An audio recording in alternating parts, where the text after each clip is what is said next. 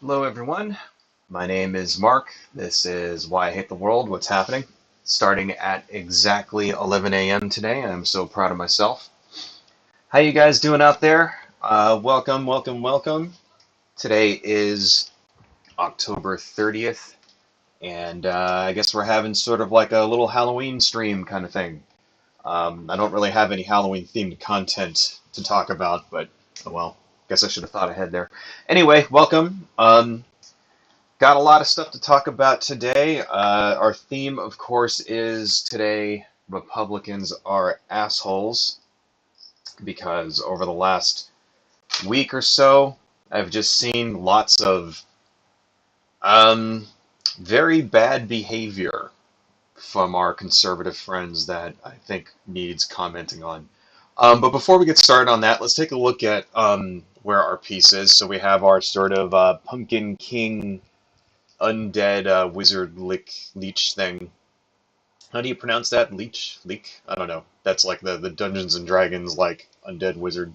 Anyway, kind of like you know, Jack Skellington if he was like pure evil. Coming along pretty good, right? I think we'll probably finish this today. Um, looking good. So yeah, let's just jump right into it. There's a few things I want to talk about here. So, the theme, of course, is Republicans are assholes. One thing that made me want to go with this theme today is the accidental shooting involving Alec Baldwin last week. So, I'm sure you guys have heard about this. Basically, what happened is that Alec Baldwin is on the set of a movie where they're filming like a Western, you know, and he was handed a prop gun that he thought was unloaded. So he was rehearsing a scene with somebody, and the gun actually had a bullet in the chamber, and he fired it and killed someone. Killed killed one of the staff, and then also injured the director. And the director survived, and then the woman that he shot unfortunately died. And this kinds of thing happens on movie sets. There is a little bit of danger, and this is usually why you have a prop master who has a strict protocol and stuff like that. And apparently Alec Baldwin is producing this movie, and he went with like non-union people, and so some of those safety protocols weren't followed.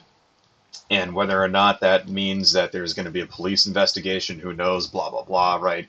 I don't know, maybe, I mean, this kind of thing does happen. If you remember, that's how Brandon Lee died, actually. He was shot with a gun that had a blank in it, but it was like the distance was too close to him. So there's still some sort of like ejecta that comes out of the barrel, whether it's like, chemicals or whatnot, and that actually ended up killing Brandon Lee. So it's like, there are these types of things have happened in the past, right? So it's like you have to be very strict, even with prop guns. You got to treat them like they're real guns. And apparently that was very lax. So, that's a tragedy. It's wrong. It's messed up. And, imagine how Alec Baldwin feels for inadvertently murdering somebody. I'm pretty sure that he feels pretty bad about it, right? But our right-wing friends, however, decided to, like everything, make this political. So within hours of this news, we saw this T-shirt being sold by Donald Trump Jr. Guns don't kill people, Alec Baldwin kills people. Notice the Donald Trump Jr. branding on the sleeve there, because this egotistical dipshit can't get away with selling something that doesn't have his own fucking name on it. Just like his father. Yeah, within literally like the next day that was being sold there, right?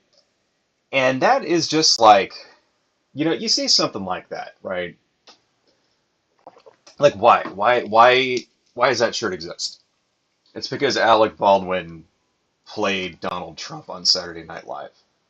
That's why, because he had the audacity to make fun of his father, who was the president. And when you're the president of the United States, people are going to make fun of you. That's just comes with the territory. You shouldn't be rich and famous like that unless you're ready for someone to lampoon you, especially if you're the president. You know, the president of the United States is the most like famous person there is. Like always, you know, there's like people with binoculars watching the president through the open office windows trying to get like an idea of what he's doing. Like there's people like reporting on what the president had for breakfast that day, for fuck's sake.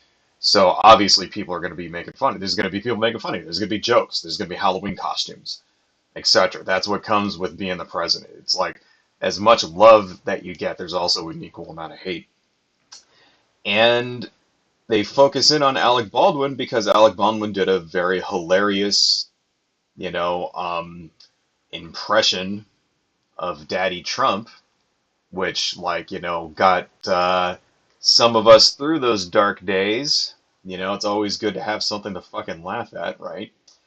And not only that, but Alec Baldwin is actually a pretty outspoken opponent of just Republicans in general, not just Trump. But you know, he's a pretty lefty, loony Hollywood liberal type, right? And they can't stand his ass. So it's like, okay, here's an opportunity to knock Alec Baldwin down a peg, but they do it at the expense of this poor woman's life and her family. Now imagine that. Imagine this woman who died, and you're like her children or her parents or you know just her family and shit, and then you see Donald Trump fucking Jr. selling T-shirts mocking the fact that the person, you know, your mother, right, your daughter, your sister is fucking dead. It's not, it's just, it's assholeness on a level that is just beyond all reasonable good taste. And, you know, here's the thing, whenever you get these sort of like, you know, these fucking MAGA chud assholes who are just like edgy humor types, right? You know, and they always sort of take this like, oh, it's just a joke. You know, it's just a joke, bro. You know, oh, the racial humor that we're making fun of is just a joke. You know, when Rush Limbaugh would get up on his radio show and he would like have songs, parody songs like Barack the Magic Negro and shit like that. Oh, that's just a joke. When he would call like, you know, Rush Limbaugh would like call Michelle Obama Moobama, like Mooshell, Moobama, right? Or when all of the you know people on the online and everything, like you know all the racial humor and stuff like that. Whenever like say you know um, I don't know, like basically like making fun of Barack Obama, making like you know there's a whole little subculture of white supremacist lingo that relates to police shootings. Like you ever see somebody like use the word dindu, right? They'll call black people dindus. They'll post a meme of like, you know, dindu muffins, stuff like that. That's because of Eric Brown, who was like, you know, shot by a cop, and his friend basically said, "Hey, he didn't do anything," but the way it sounded is like he didn't do nothing, right? Is what he said, and they just took that and ran with it, and like, you know, meme after meme of all this like racist fucking, you know, supposedly edgy racist humor. Haha, it's just a joke, just a joke. We're just making fun of it. Yeah, it's not just a joke. It's like, you know, kind of evolved to the point where it's long past a joke, right? And like this directly making fun of someone's death, that's that's not funny, right? Your joke is not fucking funny. And it kind of just shows how much they've deteriorated the right wing. Hey, Lewis the Hedgehog, thanks for joining. Brainbug, thank you for joining. Sean Nillabud, what's up, man? Thank you for joining. It used to be back in the day. Now I don't know if any of you guys remember this. You know, I'm not. I don't know how old you guys are. I'm assuming you're probably you know, my age, right? Maybe maybe a little younger. But it used to be back in the 90s and the 2000s. One of the talking points for the right wing was that the leftists, the liberals, were quick to insult. because supposedly the reason why all, liberal name calling is what they would say, right? And the reason why, of course, is because they couldn't actually, they can't debate ideas. This is what people like Rush Limbaugh would say after he would get finished like going online on the air and calling everybody under the age of 35 a loser for having to like, you know, live with their parents after the fucking economy collapsed and shit. You know what I mean? Like he would go on the air and just spew like tons of vile hate and insults, insult the president, and he would insult just anybody who wasn't white and all this other shit. And then he would get up and say like, yeah, liberals, they're all just they can't debate, they just use insults. They're like schoolyard bullies and shit like that, as he was doing the exact same fucking thing that he like was just disparaging right there. That used to be a thing. That used to be a talking point. It used to be that, the conservatives were the party of ideas and all of that stuff, which is, it was bullshit back then. But now we're kind of like at that point where they don't even try anymore. You notice that? Like, you know, they maintained that all the way up until Obama. You know what I mean? Like, even though like people like Rush Limbaugh, for example, would have a pet name for everybody, stuff like that. And then all through that era of those sort of conservative shock jocks, right? People like Michael Savage and shit, and Glenn Beck. That's how Glenn Beck started actually on a radio show, and then he got a thing on Fox, and now he has like his own network, which is barely limping alive or whatever. They were all kind of Rush Limbaugh imitators back then, and they would just spend the entire, I mean, most of these guys are still around. I think Michael Savage is still around, isn't he? I don't know. Did he die of COVID? I hope so. But anyway, you know, um, a lot of these guys, that's all they would do. They were just basically right-wing Howard Stern imitators who just would just say the most vile shit they could in order to shock people, to get people to tune in. That was their business model. And that got spread to people like Laura Ingraham and fucking Ann Coulter and all these other people. That's their model of business, is to, you know, get themselves in the news by saying, even people like Tucker Carlson, like that's the entire like shtick. Get themselves in the news, get people talking about them. That way, people will tune in. You know, and this just went all the way up through the Bush years, through the Obama years. It really kind of got kicked into overdrive when Obama, was elected president, and you had these guys like just tweeting ridiculous bullshit all the time. Like I said, Limbaugh would call Michelle like Moo Shell and all that stuff. And then you started seeing just memes everywhere, you know, um, like racist memes. And then when it comes to things like 4chan and the fucking alt right and all that, memes of Michelle Obama as like, calling her a gorilla, saying that she was a man. That was a big thing, saying Michelle Obama was really a man who had a sex change and all this other shit, you know, just to kind of show you that the discrimination against trans people is not a new thing, right? It's something that has happened, it's been there this entire time. They've just been very like, they're just really much more blatant and open about it than they used to be. Um, And then Trump shows up, and that stuff just gets kicked into overdrive. For example, if you remember birtherism, Donald Trump didn't invent birtherism. That was actually something that came from Hillary Clinton and her, when she was trying to get the primary in 2008, the Republican, I mean the Democratic primary, right? But he definitely latched onto that shit and spread the conspiracy theory, and so it became a thing that the right wing grabbed on, right?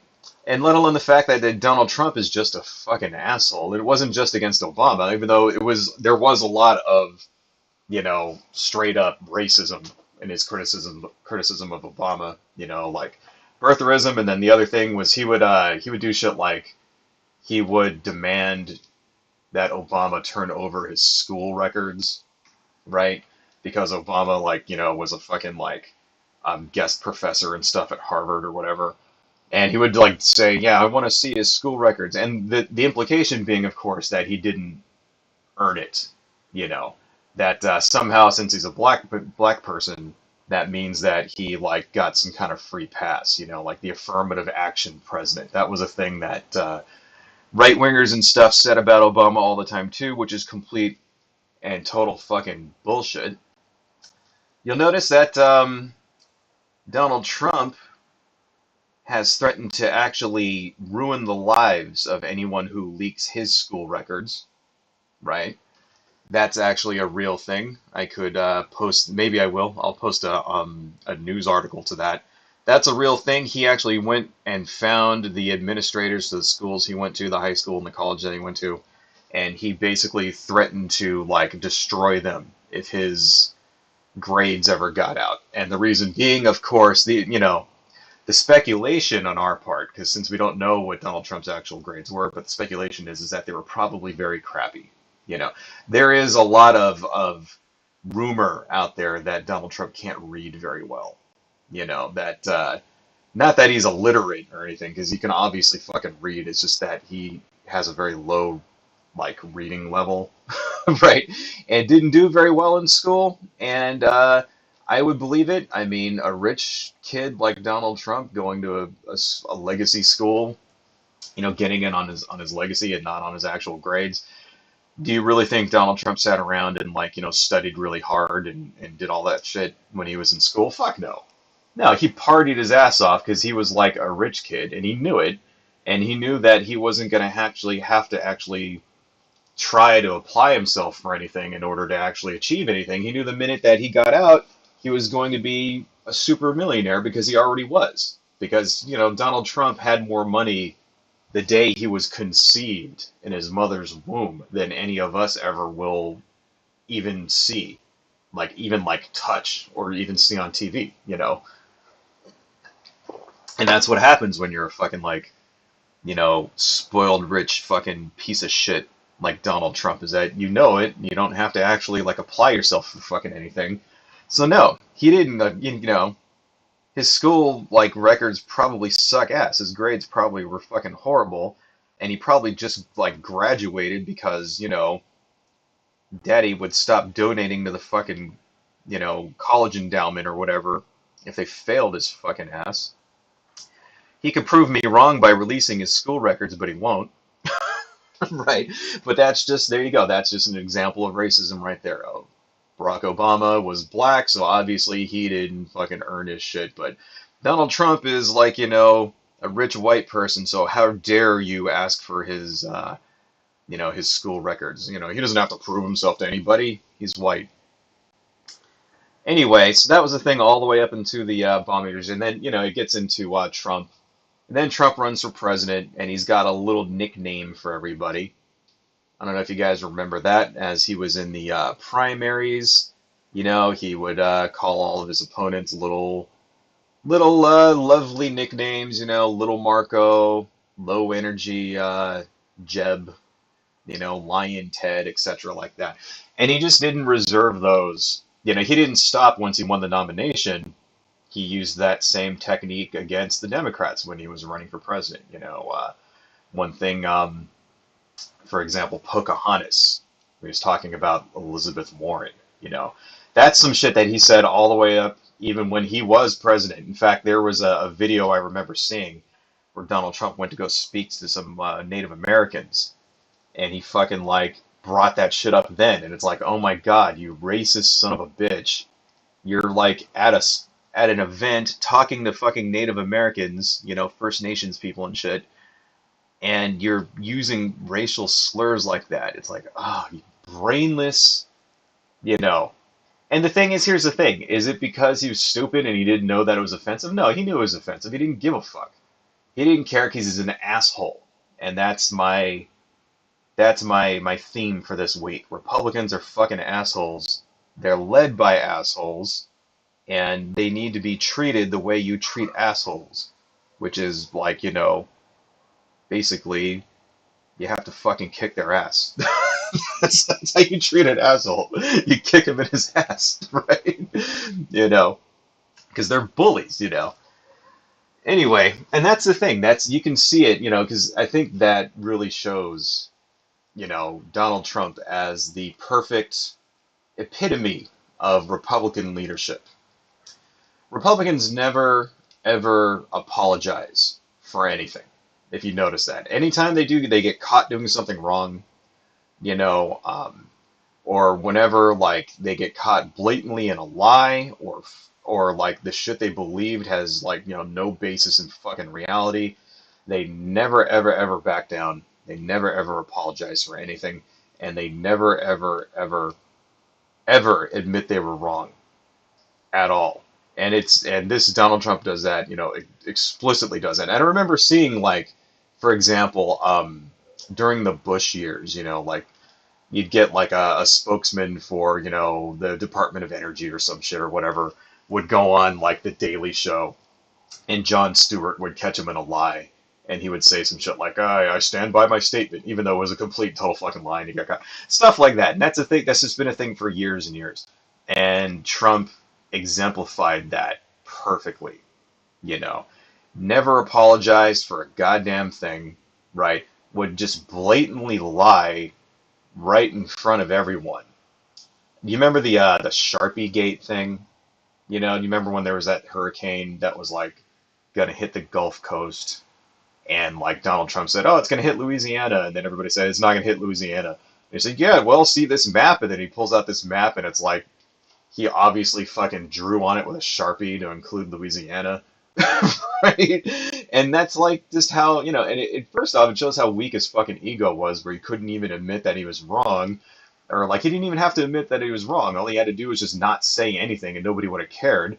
But no, like it's like he just feel like, his ego was so fragile. But not only that, he was just so used to never being challenged in his entire life that he felt like he could just get away with that. And the thing is that the Republican, establishment didn't say anything. They didn't distance themselves from that after that. They didn't say, hey, this is embarrassing, you're an idiot. And the people who voted for him like it. They like it because they're assholes too. And that's the thing. They admire this behavior because this is how they act themselves. That it's entitlement,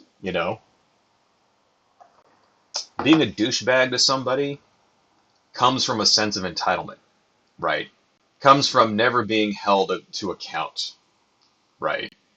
Because if you are held to account by somebody, if you act like a fool and somebody beats your ass, right, or puts you in your place, you learn that valuable life lesson. And for most people out there, this is a lesson that you learn when you're a child. Whether it's your parents teach it to you.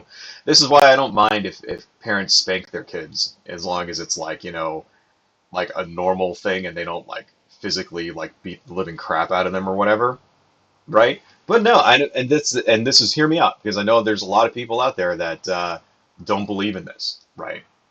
And I think it should stop at a certain age. First off, I don't think you should spank your kids when they're really little, like, 3 and shit. That's too young, right? You can, because they don't understand, right? It's like when you get between like, 5 to like 8, and then it should stop. It should stop after that, right? Because if you just do it, and here's the thing, you shouldn't have to do it all the time either. It should just be like a couple of times. And what it is that it basically, when you're a child, right, you don't understand like what respect is. You don't understand that, right? And just a timeout, taking away kids' toys, that's not good enough. There has to be but that's the thing, is that you don't have to, and you don't have to make the kid like be completely deathly afraid of you either. But they should know that when you say something, you mean it, right? And so that's why I don't like, here's the thing. I don't have children. Okay. If I did have children, I would probably have to measure whether or not I would spank this kid, right? But I don't I don't get on anybody's case for doing that. So I'll put it that way, right? I'm not going to recommend someone go to child protective services and shit if they like spank their kid, you know, or something like that. As long as it's done in a way that doesn't abuse the child, you know what I mean? Doesn't like fucking leave welts, shit like that. Doesn't like emotionally fucking traumatize them, and it's not abusive because I believe it can be done in a way that isn't abusive. But here's the reason why. It's because that's a one method. All right. So here's the thing. I'm not an expert, so I'll backtrack a little bit on this. Right. I'm not an expert, and I am open if there's other people out there who are like child psychology experts. I'm open to having my mind changed on this. But I do believe that it can be an effective tool in order to get kids to respect you, right? Because when you're a small child, you don't understand. You don't understand, and you need to be shown, right? And it's kind of like that when people never learn that lesson, when they never learn like, hey, if you don't, this is what can happen to you if you're like a douchebag to people. If you take advantage of people, if you act like a fucking jerk to them all the fucking time, someone's gonna fight back, and that's really what happens when the kid never learns that lesson and they grow up their whole lives without ever being held accountable for anything and they just get away with everything all the fucking time. And whether it's because they're physically bigger and stronger, whether it's because they grew up and they were rich and their parents gave them whatever the fuck they wanted, whether it's because they're like super attractive and people give them like give them space for that. You know what I mean? Like attractive people tend to get away with shit more often as well because they're attractive. That's just how it is. Or whether it's because they're just assholes and no one's ever stood up to them. Excuse me for a second, guys. Sorry about that. Whether they've just like been a total asshole and no one's ever stood up to them, they don't learn that fucking lesson, and that can go all the way into adulthood, right? All the way into it doesn't stop. Like if you never learn how not to be a dick to people, if you never learn that people will treat you the way that you treat them, then it'll just go on forever until somebody finally puts you in your place. And it's like the conservatives, the Republicans, you know, out there. It's like an entire segment of our population who like never learned that lesson, right? Who have just been taking advantage of people their entire lives and have never had somebody stand up to them and like fucking kick them in the balls, you know. And you get like these, so that's what it is. And so the people, they like it. When they saw Donald Trump calling people names, they liked it. They saw Donald Trump calling Hillary like crooked Hillary and all that shit, and threatening people, right?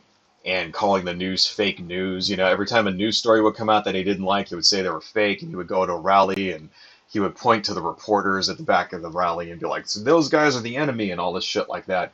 Whenever stuff like that happened, they loved it, you know, because it's an entire political wing, like an entire like segment of the population who that's how they fucking live their lives, right? According to these asshole principles. So, let's see. I'm seeing some comments that you guys don't like spanking. Well, I am open. I will backtrack that a little bit and say that I am open to having my mind changed on that. So, like I said, I don't have kids. So, if I actually did have a child, maybe hopefully one of these days, I'm sure I'd have to probably have to rethink that, right? But I don't know. I'm just still, as of this moment, I still think you know, it's not something that people should have their kids taken away for. You know what I'm saying? Like, but no, I am open to being having my mind changed on that.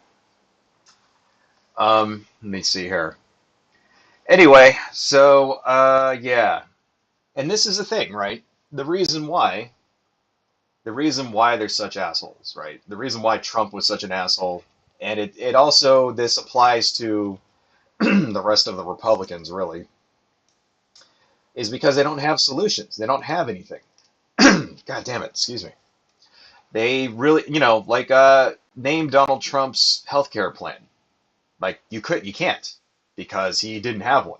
He did not have a healthcare plan, right? That was just a lie that he said that he was going to have one, and then he kept saying it's 2 weeks away, and in 2 weeks we'll have it, and all this other shit.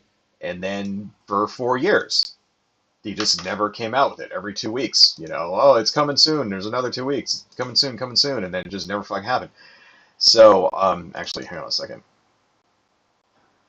All right, stop. I just remembered I can't use that. Something happened here. All right, there we go. Uh, Forgot about that. I forgot that that tool is kind of touchy on this thing. Let's see. Let's put some stuff in the background back here. Let's put another layer. So over the last, week, I've just seen that sort of Republican conservative assholeness really be expressed a lot. Um, Over the last, yeah, like just 7 days, just since the last fucking stream that we did. And one thing was the outrage over Mayor Pete's paternity leave, right? So, right now, there is a major crisis of shipping and trucking crisis, right? Which out there in, oh, you know what? That has to be behind that cloud, doesn't it? Well, we'll deal with that in a second. In fact, you know what we'll do? Let's do this. So, yeah, right now at the ports of Long Beach, and then also not just in Long Beach, but also in Georgia, there is like a very, very large number of backed up um, cargo vessels, right? And it's kind of been like that for a few, months now, actually, ever since, there we go, ever since 2019, or sorry, 2020, right? Since the pandemic started, essentially. You've had this backup of cargo vessels, and there's several reasons for this, right? Um, the main reason being it was COVID, obviously. They had to shut things down for COVID, right? And what happened was that, a lot of they haven't been able to ramp it back up, right? And a lot of people have, lost their jobs and stuff like that. And now it's starting to kind of come back a little, right? Because less people are traveling, more people are buying stuff. So you have an increased volume of shipping, and you have a lower number of people actually like working in the dockyards, and like truckers also. They laid off a bunch of truckers, so you have less people, driving big rigs, that kind of thing. And it's sort of like turned into this crisis where you just have like, 80 to 100 cargo ships just hanging hanging out in the waters, right? In Long Beach, and then also off the coast of Georgia as well, right? And this is kind of leading to a bit of a crisis. Products are not getting to the stores fast enough, right? You're starting to see all these memes out there about how there's like stores with empty shelves. I'm not really sure how much of that is true, you know.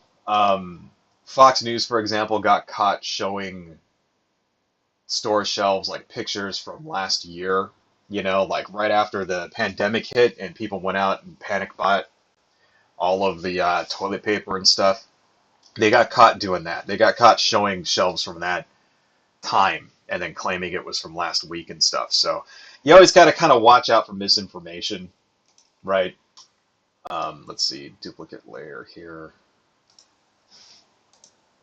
But still, it's not good. And we're starting to hit the holiday season, and there's not going to be enough toys on the shelves and blah blah blah blah blah, right?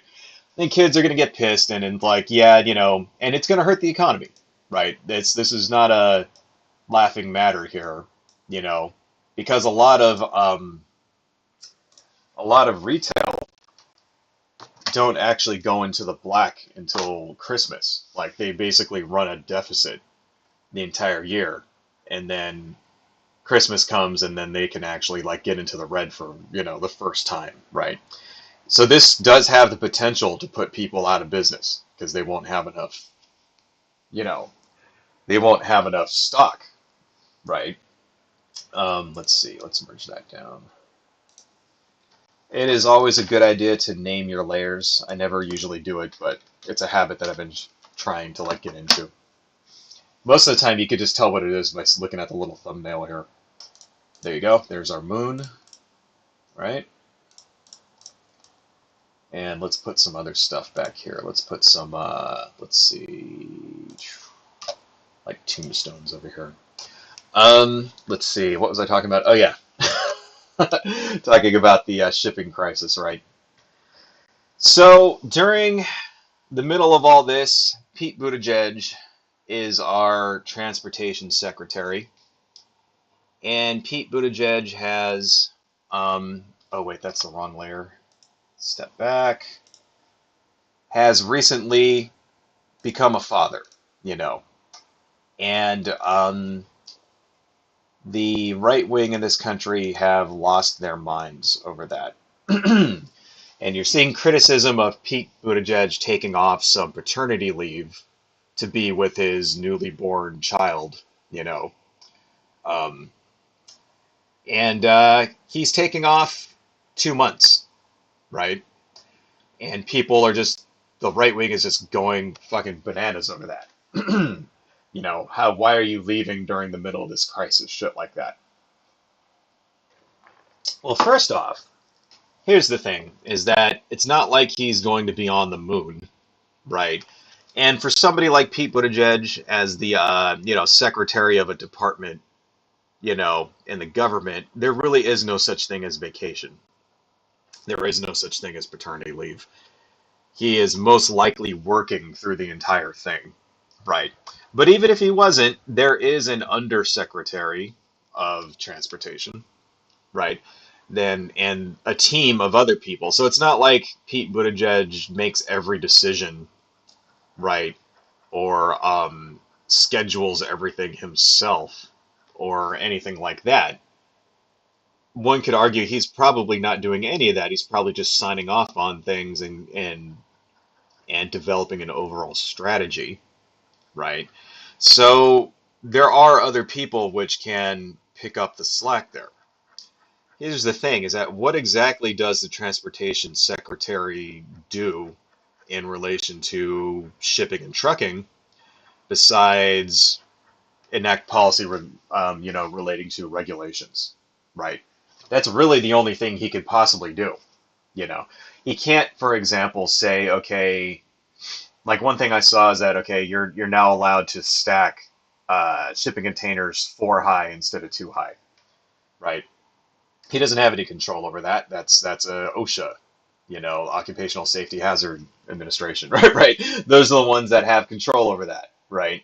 So he can't do that. He can't, what policy exactly does Pete Buttigieg have control over, which will alleviate this crisis? Not that much.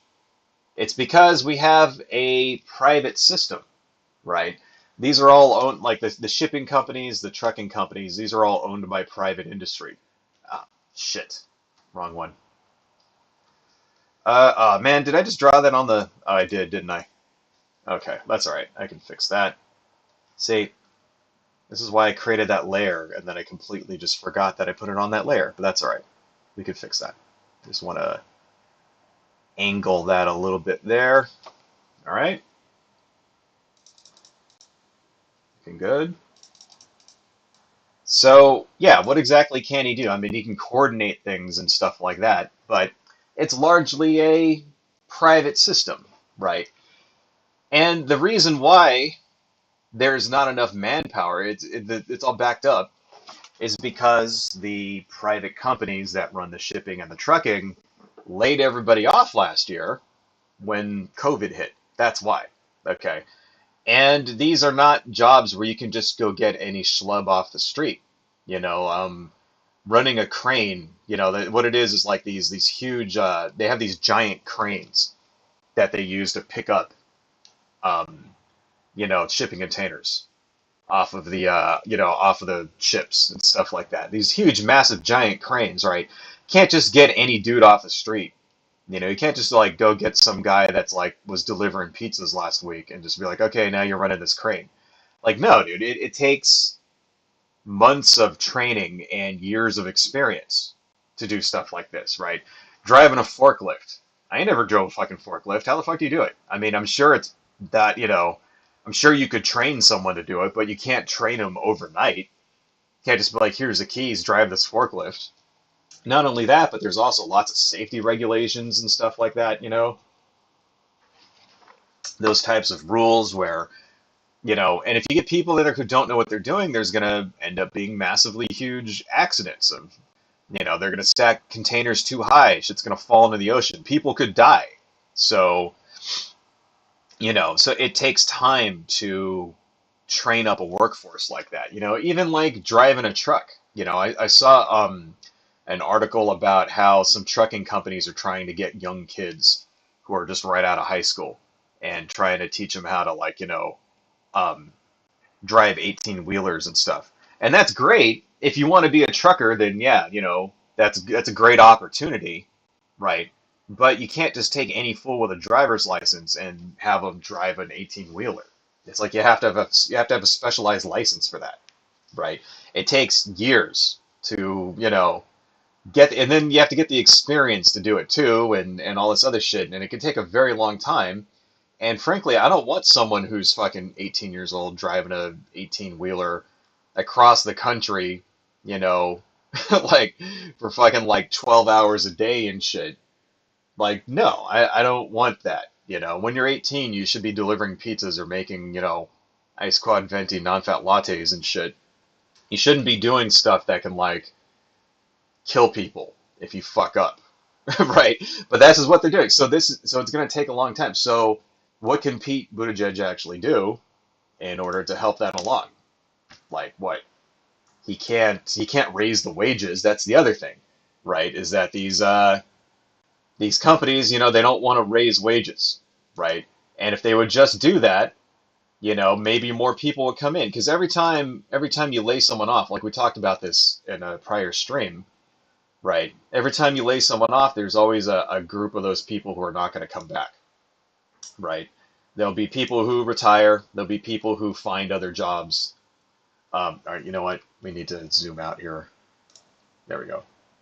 Because what I want to do is I want to put like shadows that come down. So, but anyway, yeah, there will be people who, you know, just move on to other things, and then people who just, retire because they were going to retire anyway, and then there'll just be people who are just not interested in becoming truckers anymore. So you can't just get everybody back. It takes a long time. And if you don't, if you're going to pay the same amount of money, right, then how are you like attracting anyone? All right, you know what? We're just going to draw it. I was going to do a thing with this lasso thing, but it's like taxing my computer too much. So we're just going to like draw it on there and then, because this is going to be like a long shadow that's coming off of this thing, right? So, yeah, so Pete Buttigieg can't force them to raise wages, right? Oh, shit, that's really not working, dude. Dang. I really need a new computer. I like when it can't even draw a line. Like I'm trying to draw a line there, and there's this delay, and the delay is fucking it up. I really need to get a new computer. Anyway, you know, yeah, he can't do much about it. It's going to have to be the shipping companies are going to have to train people. They're going to have to pay them more, right? And they're going to have to recruit people, and they're going to have to work around the clock until they can, resolve these issues, right? Hopefully, it doesn't cause a national fucking like economic crisis in the meantime. So, is this what the conservative you know pundits are saying that needs to happen? Is this how their criticism of Mayor Pete there? Not really. Their criticism seems to fall mainly upon actually that looks like shit. That looks like shit, doesn't it? It should go the other way around. It should be like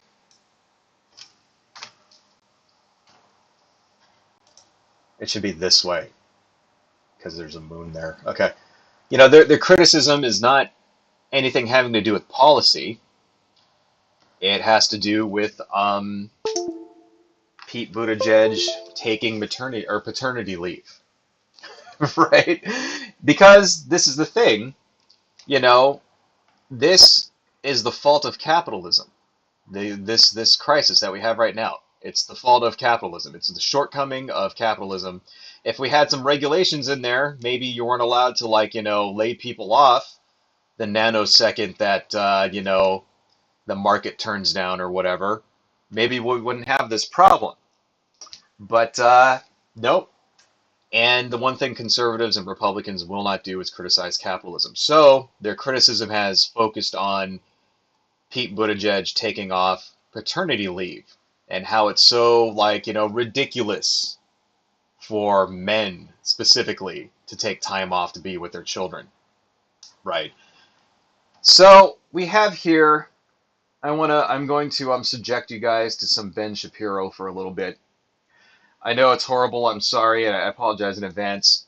And any of you who have an urge to light yourselves on fire when you hear Ben Shapiro's voice, don't do it. You have a lot to live for. But I did want to talk about his incredibly bad take on the you know crisis here. So this here is, let's move over here. Let's just make that full screen. And let me go to my thing here. Here's Ben Shapiro, and we're going to listen and comment on his incredibly bad take about the supply chain crisis. So, and I'm going into this cold. I have, well, okay, that's a little bit of a lie. I have kind of listened to a little bit of it, but the majority of this, we're going into it cold. So let's see what he's got to say. So Democrats are trying to blame this all on the supply chain issues. But it's not just the supply chain issues. It's when you pay people to stay home, when you incentivize people to stay home, and when you treat them for a year and a half as wards of the state. It's very difficult to get wards of the state to start being independent human beings again. People. All right. First off, right off the bat, that's complete bullshit. All right. We're 32 seconds in. So he's blaming, okay, we paid people to stay home. That's bullshit. We did not pay people to stay home. Okay. Um, Not barely. All right. First off, a lot of the states didn't have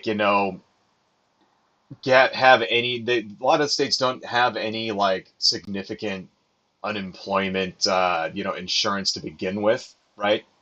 You know, who did pay people to stay home? Canada, Germany, England, right? They did things like they subsidized wages, stuff like that. They have much lower deaths from the Rona because of that than we do. Australia has way, way, way lower. What is it like? Under 2,000 people dead from COVID-19 in Australia compared to us. We didn't really do shit. We had some increased unemployment from the government. Oh, wrong one. Right. But by any measure of the imagination, it's like you can't, you couldn't take unemployment and pay rent just with unemployment. It's just not possible. Right. And even though, yeah, it was actually very helpful. It was helpful to me while I was unemployed, but it was still like a fraction of what I was making at a job. Right. So that's a misconception right there. That idea that, if you actually help people with unemployment insurance like that, then they won't get jobs. That's like, um, a conservative Republican talking point that just has no basis in fucking reality, because it just never measures up.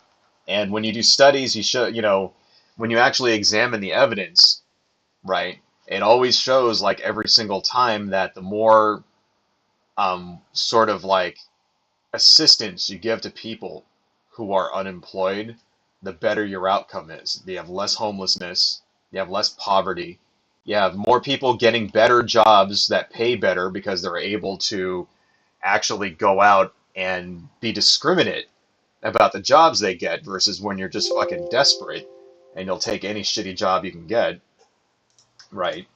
So you have just the the outcomes are just way better, right, when you actually provide these things for people. And that's the thing you got to remember is that, conservative and Republican politics, they have nothing to do with actual outcomes. It's all about ideology to these people, right? And this does not match at all. This should be more like, oh, that's the wrong one. This should be more like that. Why am I not erasing? There we go. Yeah, you see that delay there? See how it's delaying when I try to like do this? I gotta figure that out. That's really kind of cramping my style here, man. You know, I don't know if it's just because I have too much stuff running. If I have like too many, I have like 3 monitors on this thing going at the same time, and it's streaming, and I'm like watching like video from YouTube. I think it may just be too much for my poor little system to handle. It's really kind of getting in the way here.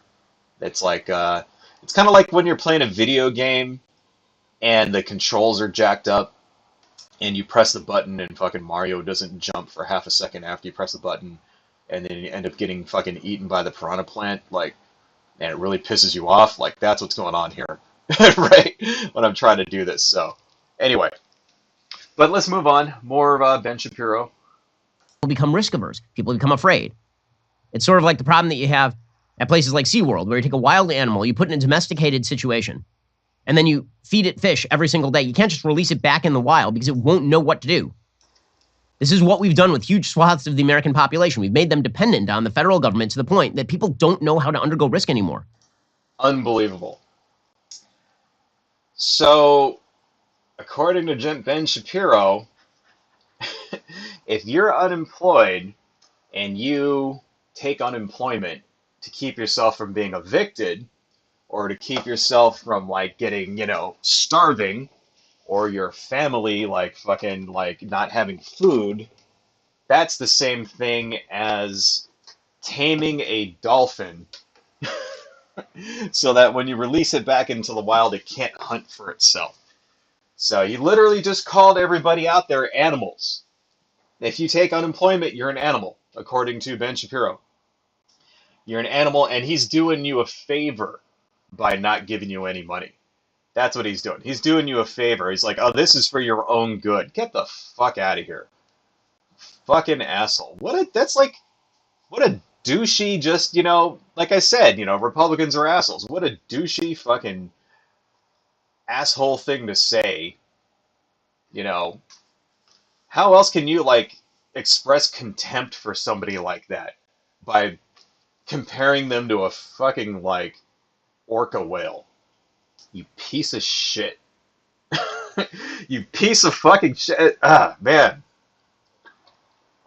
People don't just forget how to work because you're, like, unemployed for a few months. That's not a thing that happens. That's bullshit, right? Normal, ordinary people who want to work and can't find a job don't just suddenly forget their work ethic that they spent their entire lives developing and shit because they go on unemployment for like 2 or 3 months, right? Most people who are on unemployment are only on it for a little while, 2 or 3 months until they find something else. That's what unemployment is for. Unemployment insurance. That's what welfare is for, right? You're supposed to be on it like temporarily as you go. And there are other programs which are different, things like things that help people who are permanently disabled, shit like that. We're not talking about that. We're talking about unemployment insurance. That's what it was, right? And that's another thing that conservatives. Oh shit, that's wrong. Step back. That's another thing that conservatives always can conflate with each other. They think unemployment insurance is the same thing as welfare. It's not. They think it's the same thing as disability. It's not. They think of it's just one, entitlement program. They're all the same. Stuff like that. That's bullshit. They're not. Right. Unemployment insurance is for one thing. It's to help cover you while you're looking for work. Right? There's absolutely nothing wrong with that whatsoever, especially during a pandemic when people are fucking dying, right? When they told us not to go to work, right? Let's see. So the idea is we were going to do something like this. Make it a shadow, right? I don't know. Doesn't exactly match. I think what we need to do here is manipulate that a little bit. So let's just go up here. Let's go to transform. Let's see. Filter. Where's transform at? There we go. And distort is what we want. So yeah. Ben Shapiro. Ah, God. Anyway. All right. Oh wow. You see how slow that is? See how slow that's going? Wow. My shit is messed up here, man. I can afford it. I should probably just buy a new computer. There, that looks a little bit better. Anyway, listen to a little bit more. We're not going to listen to all 8 minutes of this shit because fuck Ben Shapiro, but let's listen to a little bit more. We may have reached the end of risk. The end of risk sounds really nice, except that real world risk still exists. You're just shielded from it. You're shielded from it by the decline of the United States. If the United States absorbs all the risk, then in the end, there won't be any innovation and there won't be any growth. There won't be any innovation. See that? How do you figure? How does that make sense? How is it that there will not be any innovation if we allow people to not get evicted when they lose their jobs? If we help people with food and rent and utilities when we tell them to stay home, how would there not be any innovation? It doesn't make any sense. It's like, oh my God, this guy, and that's the thing. It's just a string of buzzwords, is what it is. Innovation is something like, oh, the Republican, fucking. Oh wait, should be that layer. That's why that didn't do anything, right? It's just making it kind of he's kind of just bullshitting in order to, try to make a point that doesn't exist. Like, you don't stifle innovation by allowing people to stay home during a pandemic. How are those things even related whatsoever? Doesn't make any sense. Like, people don't suddenly forget, like, that there's risk in the world, right? Just because they stay home for a few months. Because during a pandemic, just because they're unemployed for a little while and they get a little bit of assistance so they don't lose their fucking houses. They don't suddenly forget. It's not like you just get one paycheck, right? You get one, one unemployment check and then suddenly you're just completely lazy and forget how to work and are just standing around all day like watching Netflix and eating Cheetos and shit. That's not how that works. Maybe if you were a child like Ben Shapiro, right? Maybe if you're a child who fucking, and if I don't know, seriously, that's how children think. Does he really think that everybody out there is, everybody to the left of him is just like a spoiled child? Like he is? I don't understand this shit. Moving on. Let's get at least 2 or 3 minutes into it. Let's get NHL executive Jim Monkmeyer was on national TV over the weekend. He says these supply chain issues are going to continue all the way through 2022. If there's a truck available to get cargo off the docks of the port, it could come to a warehouse like this. How long the goods wait for the next truck is another potential delay. Supposedly brilliant Secretary of Transportation. We know he's brilliant because he taught himself Norwegian in order to read a book or something. Okay, now he's going to start talking about fucking Pete Buttigieg. So let's go on. right?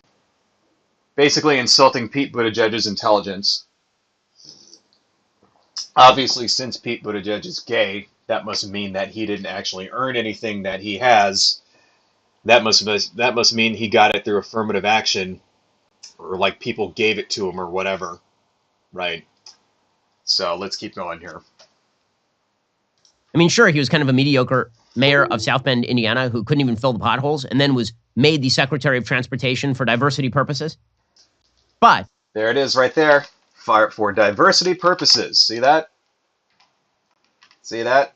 He didn't earn it. He got it because he's the token gay guy. It's got nothing to do with his ability. It's got nothing to do with his,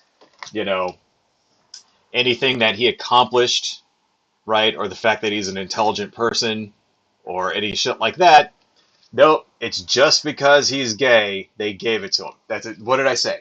Literally the sentence before that, I said, yep, they're going to try to take away his accomplishments because he's gay. And that's the number one attack that conservatives and Republicans always have against minorities, against gay people, against anybody who's not a cis white male. That's their attack. It's the same thing they did against Barack Obama, right? When it came to the school records and stuff like that, calling him the fucking affirmative action president, right? So let's go on a little more though. This brilliant human being who was going to fix all of our problems, right? He was one of the great administrators who was going to fix our problems. He went completely AWOL for 2 months, right? Completely AWOL. Nope. Did not go completely AWOL. There are such things in the world as cell phones. Wow, this is really slow. So what we're going to do, we're just going to save this and we're going to restart Photoshop is what we're going to do. But let me just restart this. There are such things as cell phones. There is such thing as Zoom meetings. These things all exist. So it's not like any of that stuff is going away. It's not like he's on the moon or on Mars or something. Right? So no, he's not completely AWOL. He's not completely gone. That's hyperbole that's basically just a lie to piss off his audience. Moving on. And nobody bothered to ask where he was. He was on paid paternity leave.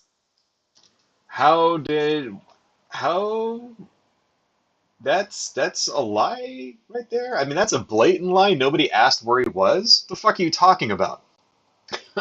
It's not, he didn't go to Antarctica. He's not completely incognito, hiding in the woods and shit. He's not in another fucking dimension. He's at home, for crying out loud. Nobody bothered to ask where he was. See, it's little things like that. Those little jabs. Little lies that have no fucking basis in reality. Why did he say that? Because he's an asshole. That's the only reason. He's an asshole, and he wants his people at home to not, to hate Pete Buttigieg, right? Because Pete Buttigieg is gay and a Democrat. Those are the only fucking reasons. Right? So let's go on. Let's a little bit more. Now, I'm not going to get into the debate over whether men should take paternity leave. I don't have a general problem with men taking a certain amount of paternity leave, although I think 2 months is too long a time. And I will tell you on a personal level, thank God we have a family structure. My in-laws came down. My mom was available. When we had all 3 of our babies, my paternity leave lasted maybe a day and a half.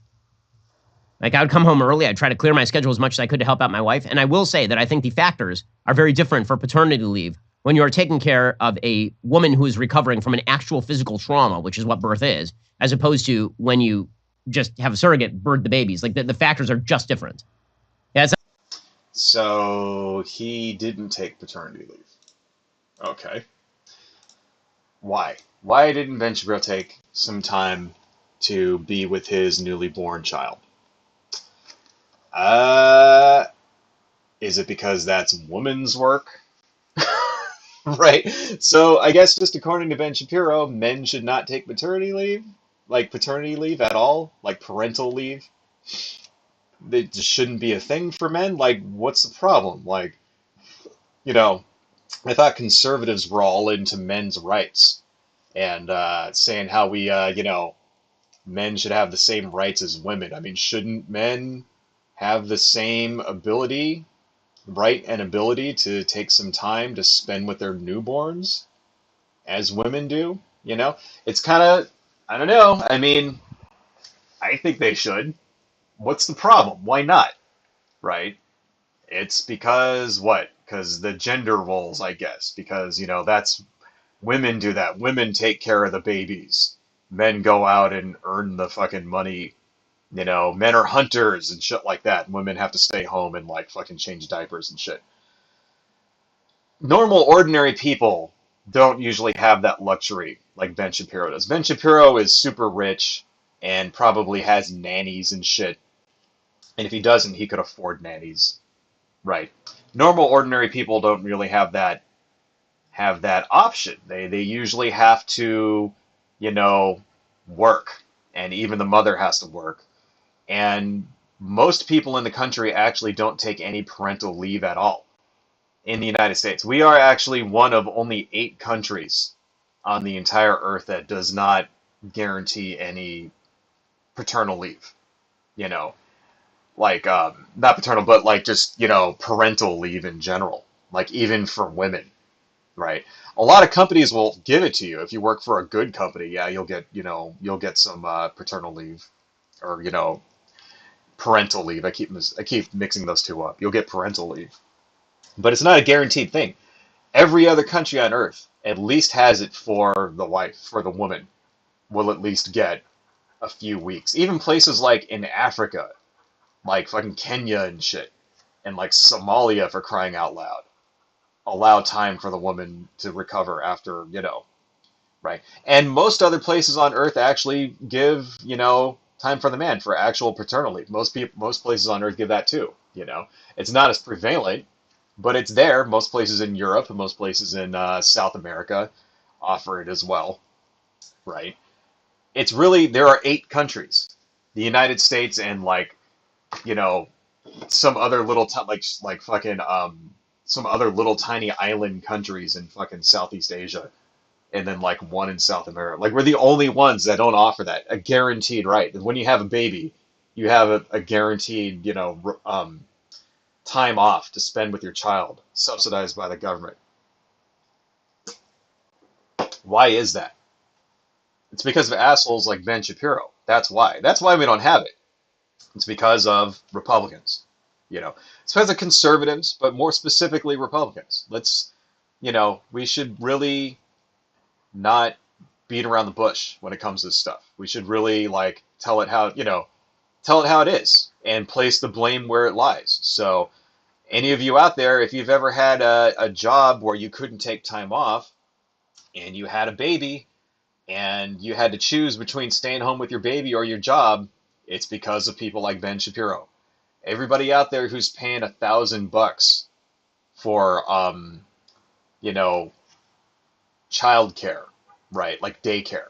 You know, my brother, when he had his daughter, you know, I remember talking to him. He said he paid $900 a month for fucking like child like daycare, and that blew me the fuck away. I was like, $900? Are you fucking kidding?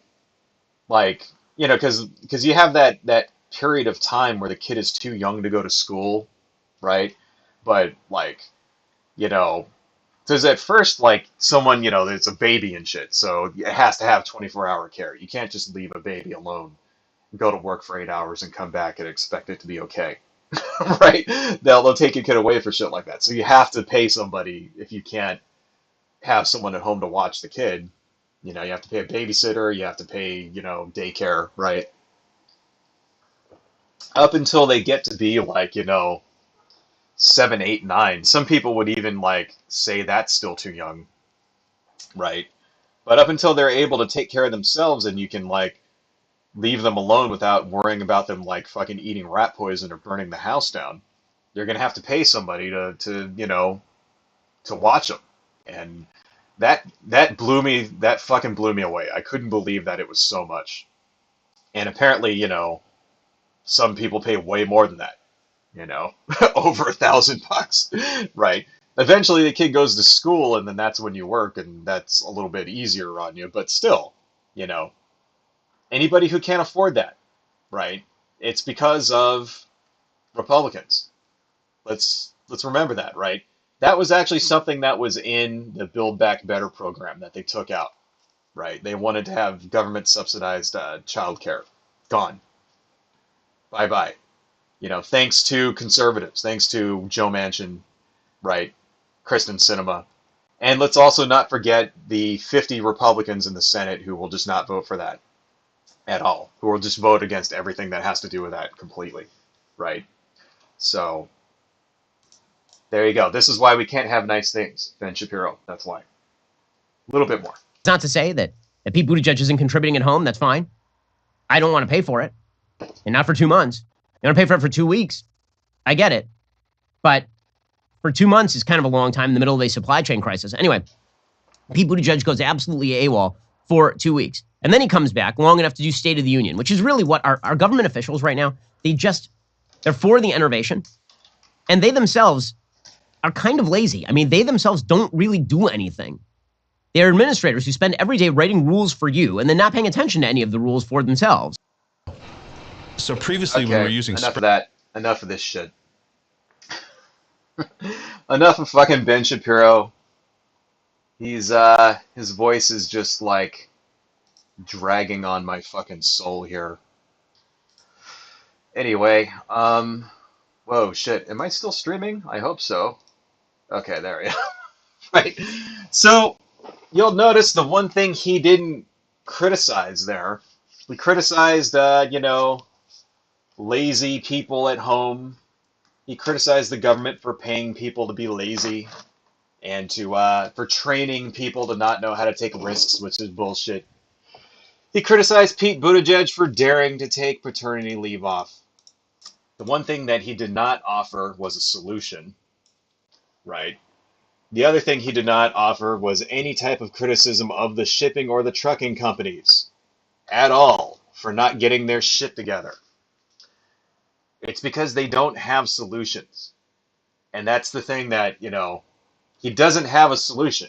He didn't offer anything saying this is what they should do. They should do the X, Y, Z, right? No, nothing. They do not have solutions. All they have now is the fact that they're assholes. That's it. That's what that entire 8 minutes was. I'm an asshole.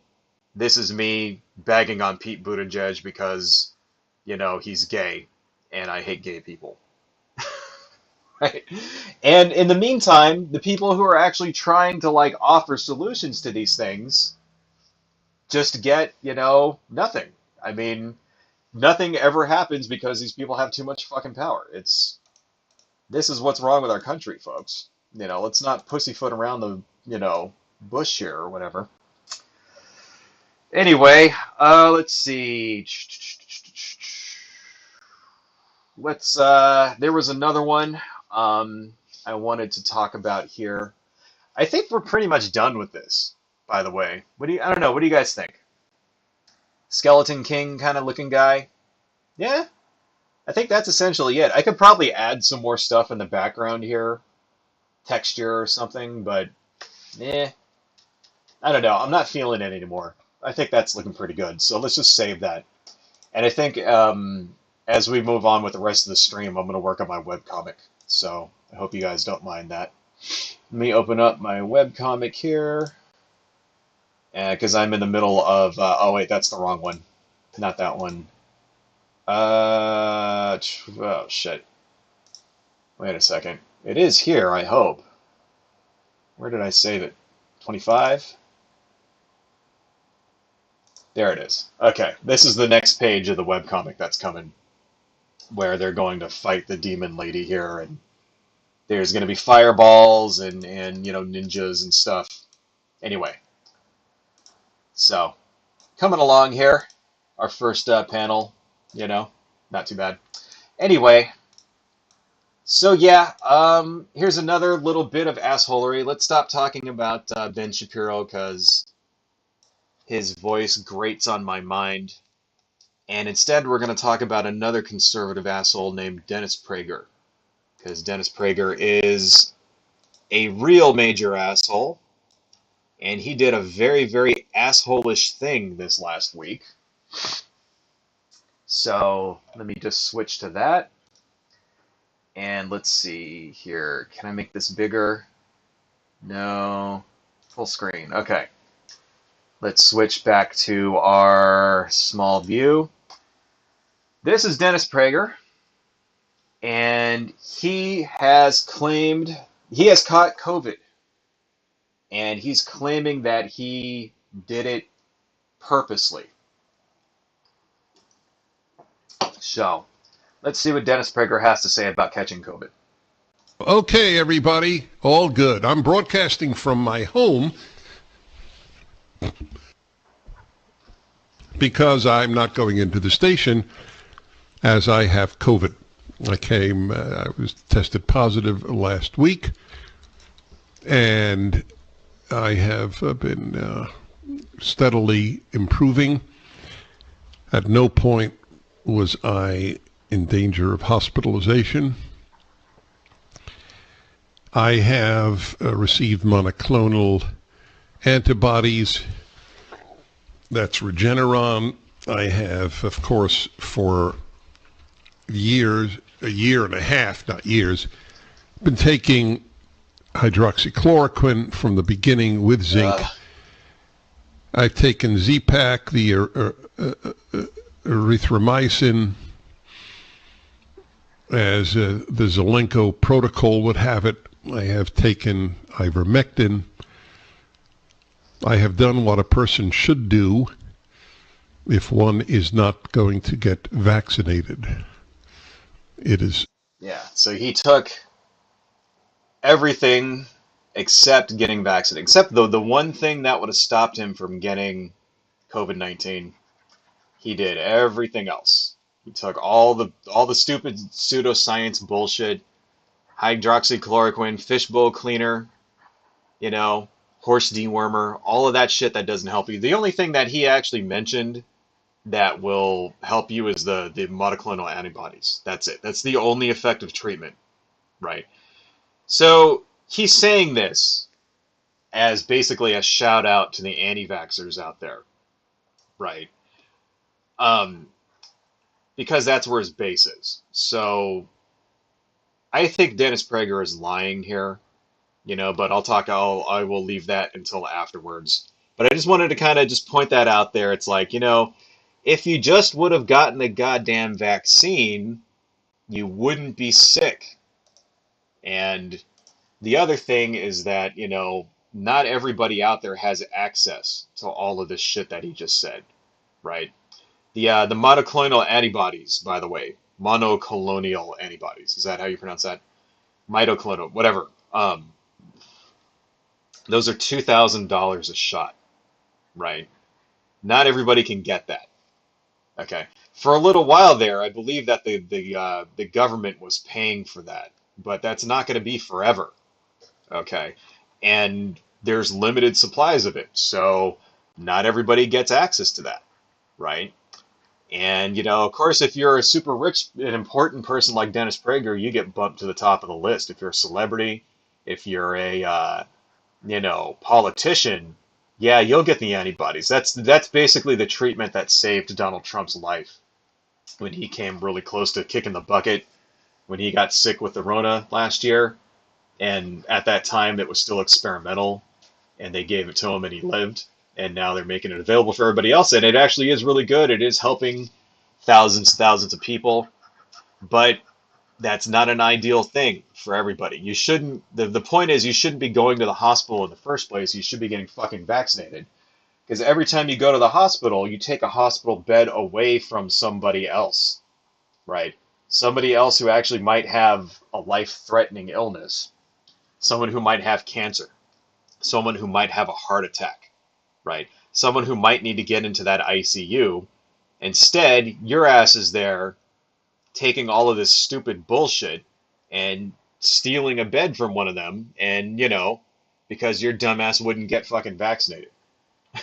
And so that's what he's basically doing here, And anyway, it's highly, highly irresponsible to be promoting this, especially when you have a radio show and a internet presence and stuff like that, which can reach people in the millions.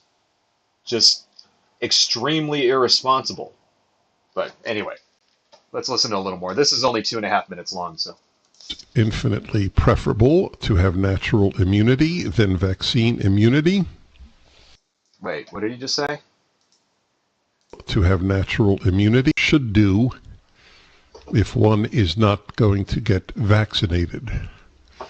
It is infinitely preferable to have natural immunity than vaccine immunity.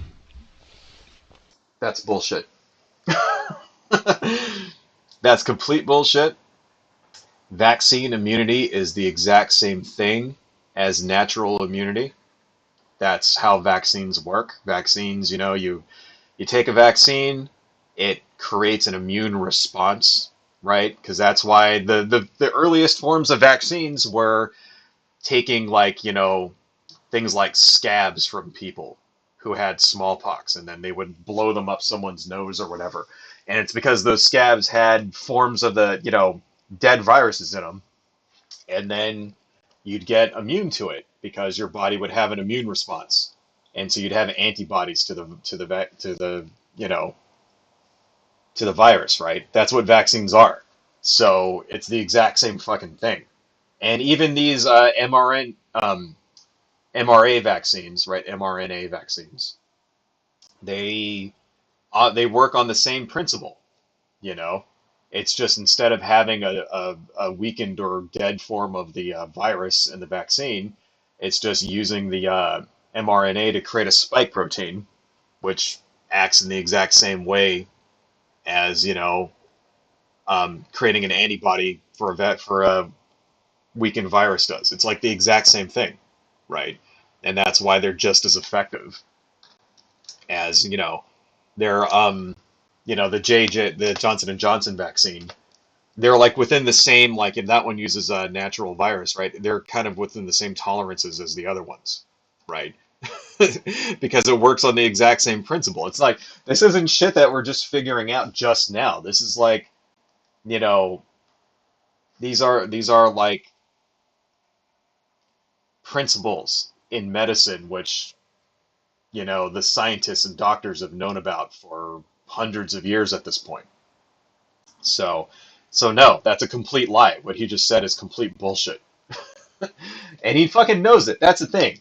Dennis Prager's not an idiot. He absolutely knows what he's saying is not true. And he's just saying it anyway because he's appealing to the people who listen to his radio show are going to give him a mountain of shit if he actually comes out and and he tries to support vaccinations. He knows that he's going to lose his audience. Such bullshit. And that is what I hoped for the entire time. Hence, I so engaged with strangers, constantly hugging them, taking photos with them, knowing that I was making myself very susceptible to getting COVID, which is indeed, as bizarre as it sounded, what I wanted, in the hope that I would achieve natural immunity and be taken care of by therapeutics. That is exactly what has happened. It should have happened to the great majority of Americans. The number of deaths in this country owing to COVID is a scandal. All right, that's enough. Enough of this shit. So you just heard it there. He did this on purpose. Let me turn that fucking shit off. Such an asshole. He did this on purpose. He purposely went out, caught COVID, so that he could get natural immunity to it, which is bullshit. Here's the thing that he's not talking about here, right? COVID-19 has a incubation period of 2 weeks to where you are not symptomatic. So for 2 weeks, you don't know you have it.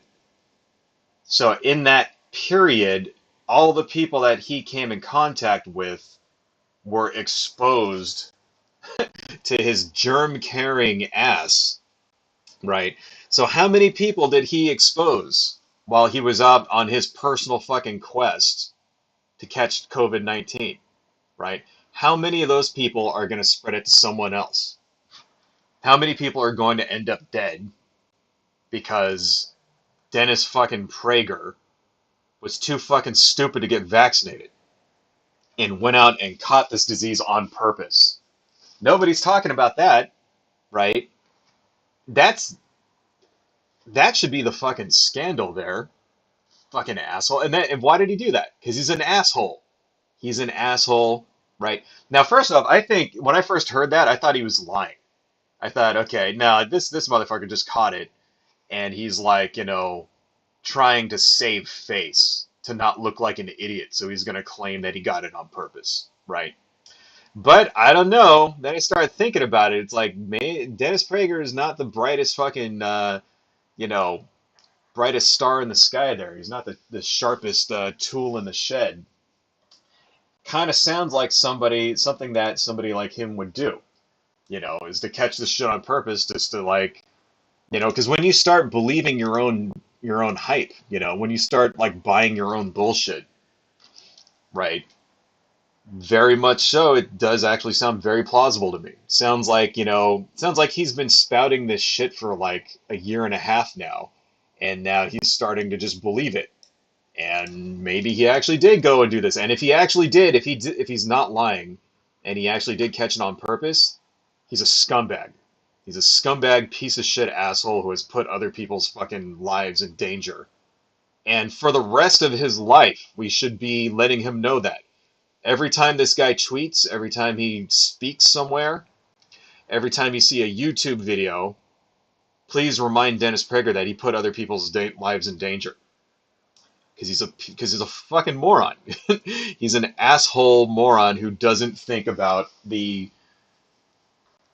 consequences of his actions. Anybody who does that, anybody out there like that, the whole, like, oh, we need natural immunity, all that shit, you're an asshole if that's what you believe.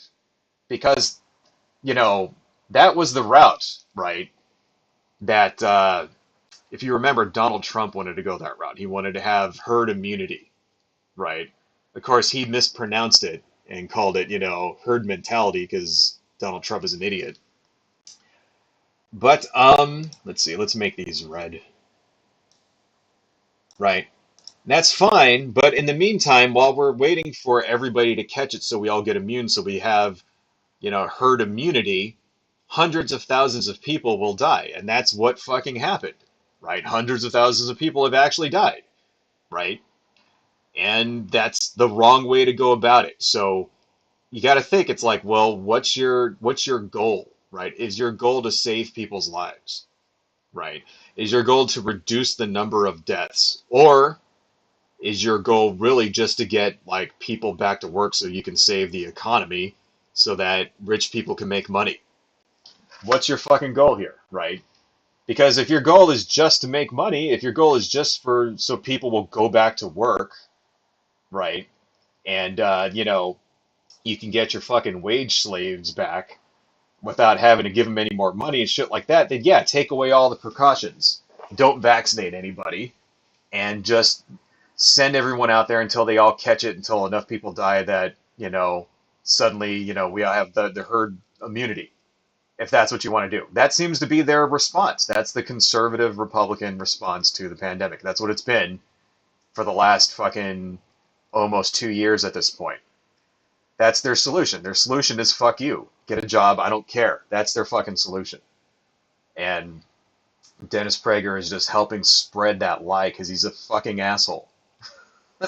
He's a fucking asshole who is getting people killed with his bullshit. And now, quite possibly, is possibly personally responsible for getting people killed. I don't like how the red looks. Let's make it yellow instead of red. All right. Just kind of make that part yellow there.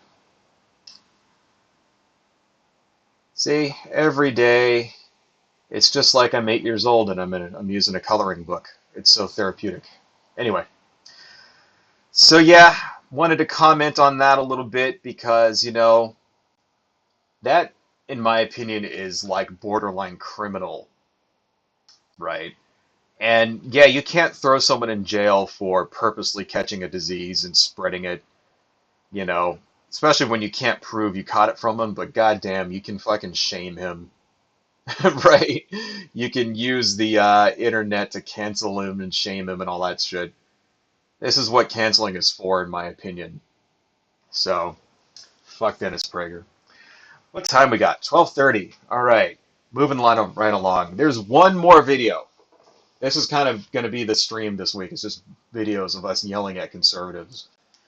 But one more video that I want to talk about because this one I think is the most asshole-ish of videos that I've seen this week. This is from Charlie Kirk. And I want to apologize again because, you know, it's Charlie Kirk.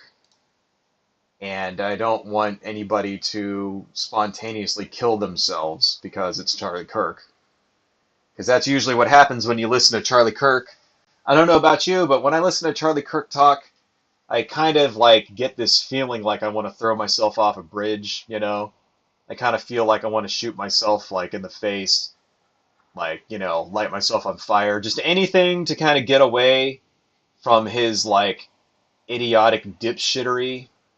But, you know, this video is actually kind of short. So hopefully not too many of you at home listening will feel the urge to kill yourselves. All right, let's see. Let me just cue this up here so that I can get this all ready and all that stuff. And hopefully there won't be any fucking commercials in front of it. Is there going to be a commercial? Yeah, there is. Okay. As the commercial's playing, I don't know. Charlie Kirk, of course, is the, you know, his entire job is just to be like a bomb thrower. That's his job. You know, he's a fucking bullshit monger, like outrage merchant. And, you know, he goes around with Turning Point USA and like fucks up little kids' minds and stuff. That's his thing, you know. Debating them and trying to like instill like fucking conservative values and shit inside of school curriculums. That's Charlie Kirk. So here's Charlie Kirk talking, and I apologize in advance for this. I will not interrupt this video. I'm going to let the entire thing go, and then we'll talk afterwards. Here we go.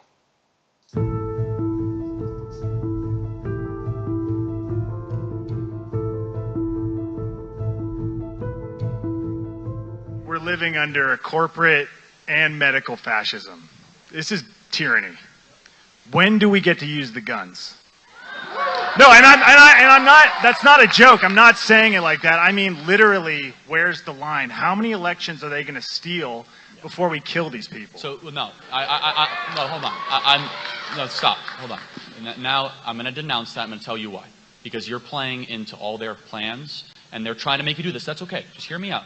What I'm saying is that we have a very fragile balance right now at our current time where we must exhaust every single peaceful mean possible. I will say this. Idaho has not even started to exercise the peaceful means of state sovereignty against the federal government.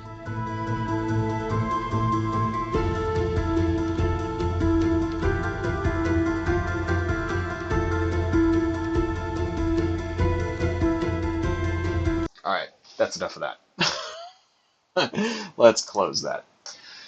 So yeah, kind of a disturbing little exchange there between Charlie Kirk and a very disturbed and angry man in the audience. When do we get to use the guns? I'm not kidding. When do we get to do it? When do we start killing these people? Right.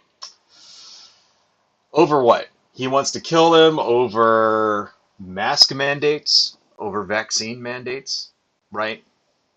This is all because of this is what's happening here, right? This is the you know, that guy right there in that audience is like basically a future mass shooter right there. He's ready. He's just waiting for someone to give him an excuse so that he can go out to like a Black Lives Matter protest or something like that, or, you know, show up on Pride Day or something and just start fucking machine gunning people down, right? And how did he get like that? He got like that because of people like Charlie Kirk, right? Because of right-wing bullshit mongering right? Fear merchants who profit off of people's fear. That's what Charlie Kirk does. That's what Dennis Prager does. That's what Ben Shapiro does. This is what they do.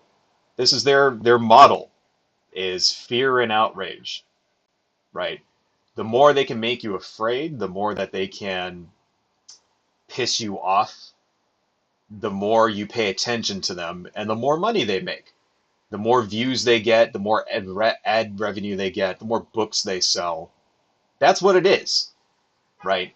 These people, they're personally profiting off of fear, fear and anger, right? And it's driving the country crazy, right? It's preventing any meaningful, like, systemic change in the country, right?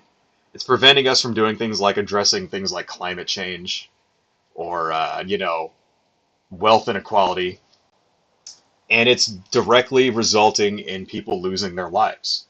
That's what's fucking happening here because, you know, the right-wing fucking insane talking heads make money doing it, and they like it like that, you know? You notice Charlie, I always mispronounce this dude's name. Charlie Kirk. You notice he didn't say there, hey, the election wasn't stolen. He didn't say that. He didn't say, hey, we're not living under a fascist dictatorship, because we're not. We are not in a fascist dictatorship right now. It's not. Okay. The government is not forcing people to get vaccinated. All right. They're not. You have a choice. Okay. First off, it's only, the mandate is for federal workers. Right. There's precedent for that. That's completely legal. Okay. The mandate for companies to vaccinate their folks, it's only if you have 100 people or more. The reason for that being because if you have, more than 100 employees, then most likely you have an office where those employees work, or facilities where those employees work, where they come in contact with each other all the time and can spread fucking diseases, right? That is not illegal. And there's also an out. Because if you don't choose to get vaccinated, then you have to get tested every week. So no, you have an alternative, right? Your company you don't have to get fired if you don't want to get vaccinated, right? Your company doesn't have to fire you, right? And they won't. If you're a valuable person, your company will not fire you if you don't want to get vaccinated, right? You'll just show up and you'll get tested. And it's a pain in the ass, but nobody said it had to be easy, number one, right? There are other countries which have much stricter vaccine mandates out there, right? Ours is like the least, like it's not even a fucking mandate. I mean, it's like incredibly lax. It allows you to not get vaccinated. What kind of mandate doesn't actually mandate the thing that it's mandating? That's what's going on, right? But these people are ready to commit fucking murder over this. This guy wants to start the revolution. He wants to go out and he wants to kill leftists and commies. And he wants to go fucking invade the Capitol and kill Nancy Pelosi and shit like that. Because people like Charlie Kirk are telling her that telling them that this is it, that this is the 1776 moment, that he's being oppressed, that we're living under fascism and all that stuff. Right. Where was all this fascist talk last year when an actual fucking fascist was in charge and actually tried to take over the fucking country and undo an election? Where was all the fascist talk then, right? Of course not. It's only because it only matters when their opposition does it, right? It's only tyranny when it's not them, right? Here's the thing. You're hearing, they're talking about things like Guantanamo Bay and shit. Apparently Tucker Carlson is gonna put out this, on his show. He's gonna show this documentary about January 6th, and in the commercial, it's saying stuff like, the liberals are putting us in Guantanamo Bay and they're using Patriot Act 2.0 and all this other crap and blah, blah, blah. And it's just like, they're forgetting where all that stuff came from in the first place. Who actually set up Guantanamo Bay, right? Who actually like passed the Patriot Act, right? In the first place. It wasn't a Democratic president, right? I mean, who's been fighting against things like Guantanamo Bay? They're forgetting all the times, like for example, you remember Barack Obama tried to close it, and he would always just get, every time he tried to close Guantanamo Bay, they blocked the funding for that because they didn't want to actually close it, and now they're using all this stuff as part of their own rhetoric, like somehow they're the fucking victims, right? It's dangerous. It's dangerous. It's going to get people killed. People like that guy in that audience right there, people who are admittedly maybe not the most stable of individuals to begin with in the first place, right? One of these guys is going to get pushed over the edge, and he's going to show up with a gun at a very public place and blow a bunch of people away, and it's going to be because fucking Charlie Kirk said we live in a fascist state and said that vaccine mandates are one step above fucking Guantanamo Bay. That's what's going to happen. That's what it's going to be, right? I mean, it's already, oh, God damn it. This is really like, I'm buying a new laptop. That's it. I'm getting a new laptop. So, I don't know, folks. Just a lot of this recently. A lot of just assholery. We need to call these things out for what they are, right? We need to, push back against stuff like this, right? And even you, even like you and me with our very limited access to, mass communication, you can make a difference, you can respond on, tweet about it, tell your friends about it, make, comment and stuff, right? Make your own videos, that kind of thing. That's the thing, like Jella Biafra says, like, don't hate the media, become the media, that kind of thing. Push back against it, right? That's really it. It's like the only way that we can fight back against this stuff is to, do it together, right? Because, someone like Charlie Kirk or Tucker Carlson can reach 20 million people a day, right? It's not like they're going to stop because they're making tons and tons of money doing it, right?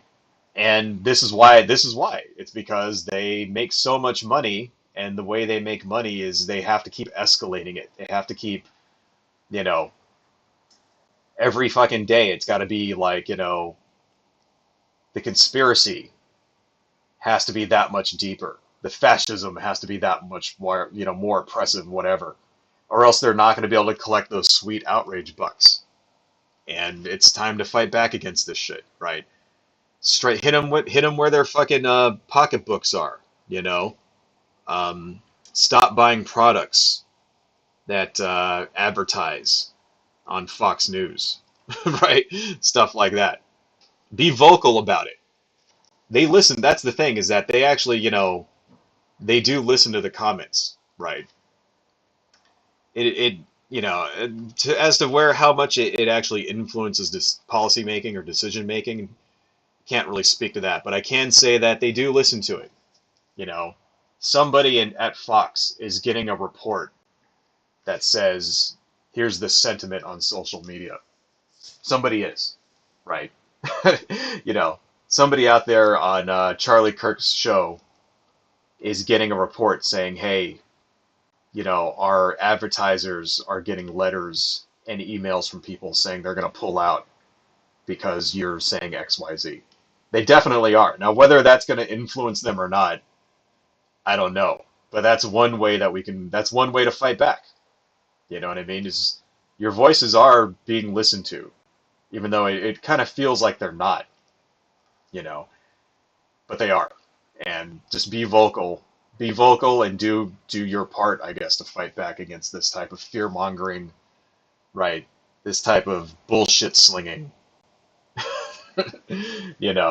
And the best thing, though, that you could really do is when you have a friend or a relative who buys into this shit, is talk to them, right? That's really the number one thing. The number one way that you can really, really, really fight back against it is on that kind of personal level, you know.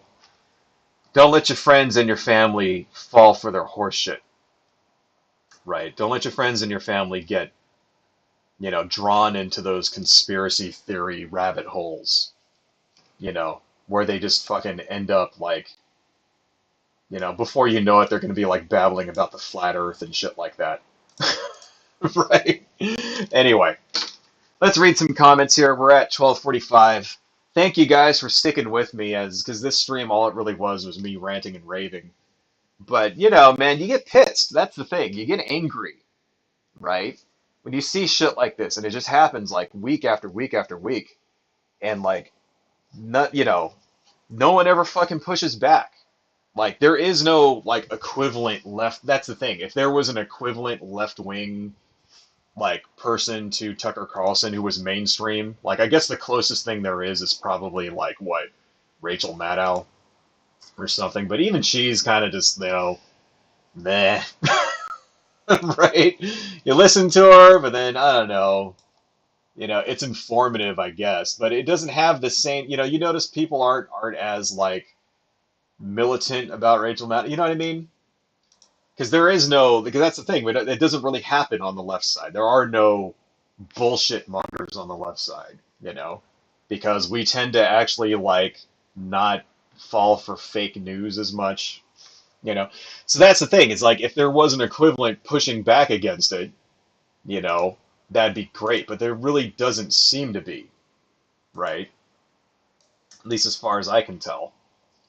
Anyway, let's read some of the comments here. I know I pissed some of you guys off when it came to the spanking thing. Sorry about that. But let's talk here a little. Let's see. Let's read some stuff. A lot of comments today, man. This is great. Let's see. Sean Illibud, not using a union crew is pretty right wing. Yeah, you're talking about what was that? On the movie set where Alec Baldwin accidentally shot somebody. Yeah, I mean, that's the thing. You got to remember. It's like, you know, he's a rich person, right? He's a rich person and he's one of the bosses. So when his views on certain things may be a little more liberal, liberal is not the same thing as leftist, number one. And, you know, ultimately he's a capitalist. He wants to make money, right? And that's what capitalism is all about. So when it came down to it, you know, the bottom line was more important than safety and shit like that. So, you know, that's something that we all need to remember too, is that, you know, even these Hollywood celebrities, these Hollywood liberals, they're in it for the money also as well. So while when it comes to things like racism or discrimination or sexism, things like that, they may see eye to eye with, you know, the progressives, with you or I. You know, on other subjects, they may be very much more conservative, you know, when it comes to, say, you know, unions, labor, that kind of thing. So, you know, because that's, you know, it's like you can't really draw these neat little boxes around everybody, right? Like, just because, like, for example, Alec Baldwin may have, like, some progressive views on one hand, it doesn't mean that he's going to be progressive in everything that he says or believes in, right? Especially when it comes to his own pocketbook, right? So that's definitely true. Let's see. Timothy, Dan, and Hoffer, it's not the Republican Party that people need to wise up about. We know how awful the GOP is. It's the Democrats that people need to wise up about. They aren't opposition antithetical to the GOP. Well, here's the thing about that. Because that's true, right? It is true what you just said. There are very much a conservative wing to the establishment Democratic Party. That's undeniable. You have people like Kristen Sinema, Joe Manchin. Those are the most easily named examples right now. But even people like, even Nancy Pelosi, for example, very much pro-corporate, right? So yeah, it's true that they're not as left-leaning as we would like, right? The way I see it is that I look at the practical results that we get from these people, right? Because what are they offering versus what are the Republicans offering, right? Seems to me that the Republican Party never offers anything, never does anything, never even really tries to do anything, right? And when they do, it's half-cocked, half measures at best. A good example of that is the current bill, the Build Back Better plan that's going through right now, is a great example of Republican solutions versus Democratic solutions, right? There is the corporate bill, is what they call it. That's the bill that got all the backing it needed, right? That's the one that's going to do things like nationalize highways and stuff like that so that they can put toll roads on them and end up costing people a shitload of money. That's their solutions, right? Those are the ones that, there are things that it has like tons of oil subsidies and all that other shit. Basically everything in that bill is just one giant giveaway to oil companies and corporations and stuff like that. And then the other bill, originally had lots of other things that actually may have helped people. It had things like free community college for 2 years. That sounds like a great thing. It had parental leave, right? Which is like we discussed before. We're the one fucking like rich Western nation that doesn't fucking have that, right? One of only 8 nations on Earth that doesn't actually have parental leave. Had lots of things like that. All those things got stripped out, of course. And if we actually do end up getting that bill, which at this point, who knows? Who knows if it's even going to happen at this point? But if we do end up getting it, we're not going to get all that stuff, right? So that's the example there. And that happened, yes, because of Democrats. It was Democrats. It was conservative, corporate, beholden Democrats. So you're right in that sense, right? But, in another sense, I'm not so sure, because it's like, well, what is in the bill that's remained? Would we even get any of that? Would they have even tried to put any of that stuff? Like, who's fighting for us, right? It's the progressive wing of the Democratic Party. Those are the people that are fighting for us right now, currently in the government right now, right? People like Bernie Sanders, people like Rashida Tlaib and AOC. Those are the people that are trying to get shit done to actually help average, normal, ordinary American people everywhere in the country. You know what's also in that bill that's going to pass right here? It'll allow people in red states to actually buy insurance, like health insurance on the exchanges, because they never set up their own exchanges, right? Like in the ACA, you were supposed to set up an exchange so that you could go buy health insurance. And a bunch of red states just never even fucking did it, never got it going. And so those people in those states were never able to basically take advantage of the few reforms that actually remain in Obamacare. That's another thing. It's like states, things that will benefit people in states where their representatives are directly voting to oppose that, right? That kind of goes to show, it's like, who actually is fighting for us? Who's actually caring? So those are the people we need to support. So yeah, it's not Democrats as a blanket party, right? It's certain people within the one wing of the Democratic Party, which is actually the only people that, in my opinion, are actually fighting for us right now. Anyway, so, but thank you for joining, Timothy. Really appreciate that. Danicat, considerably older. What? What does that mean, Dynacat? I don't remember when you said no considerably older. Sean Nillabud, if you describe the right accurately, it is an insult. Deplorables, for instance. I was born before there was a man on the moon. Oh, wow. Okay. So you probably, yeah, Sean, you've probably seen this effect go back decades. I mean, I imagine this is not a new, you know, not a new occurrence within our political discourse. I'm pretty sure you've probably seen this sort of just conservative assholery for like years and years and years. I know it was always a thing, ever since I was a kid, that was a thing that you would hear, where they would say, yeah, the left is a bunch of, all they do is they name call and they can't debate and they just call people names and then like, they would turn around and do the exact same thing. Right. Let me see here. Moving on. Let's see. Lewis the Hedgehog. These are the types who judge a world they don't understand because they're insulated from it. Sean Nillabut. Let's see George Bush Jr.'s exams. Oh yeah, yeah. George Bush Jr. was notoriously, he was supposedly a C student, not really at the top of his class there. And I think the thing is, he just admitted it. He didn't try to hide it. The problem, the difference with Donald Trump is like Donald Trump literally threatened like to ruin people's careers if his like, you know, school records ever got out because he's a narcissistic asshole. Let's see. Lewis a Hedgehog. Sadly, the Democrats are always apologizing and backing down even when they are right.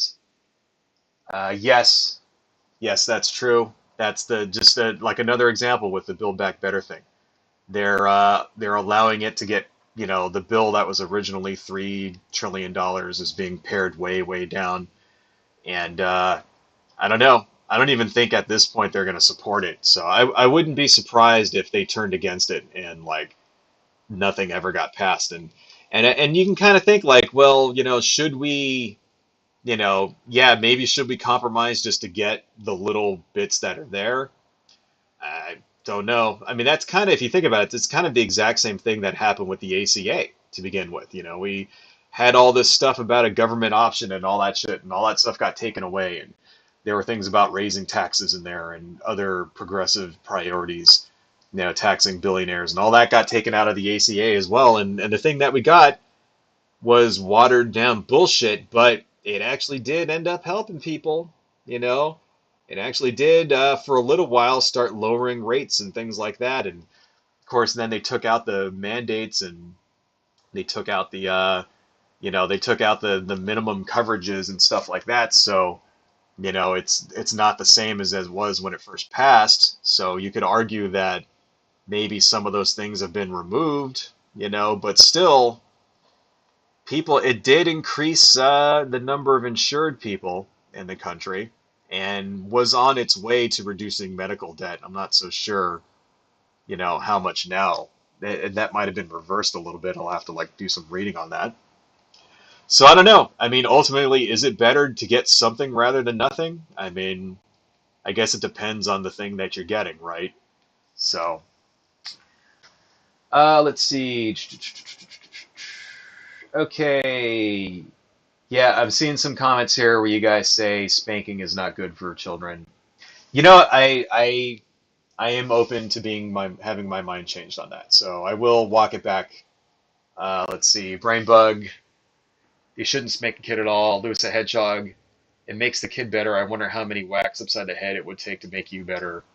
Lewis, I also heard that there's a link between spanking and brain damage.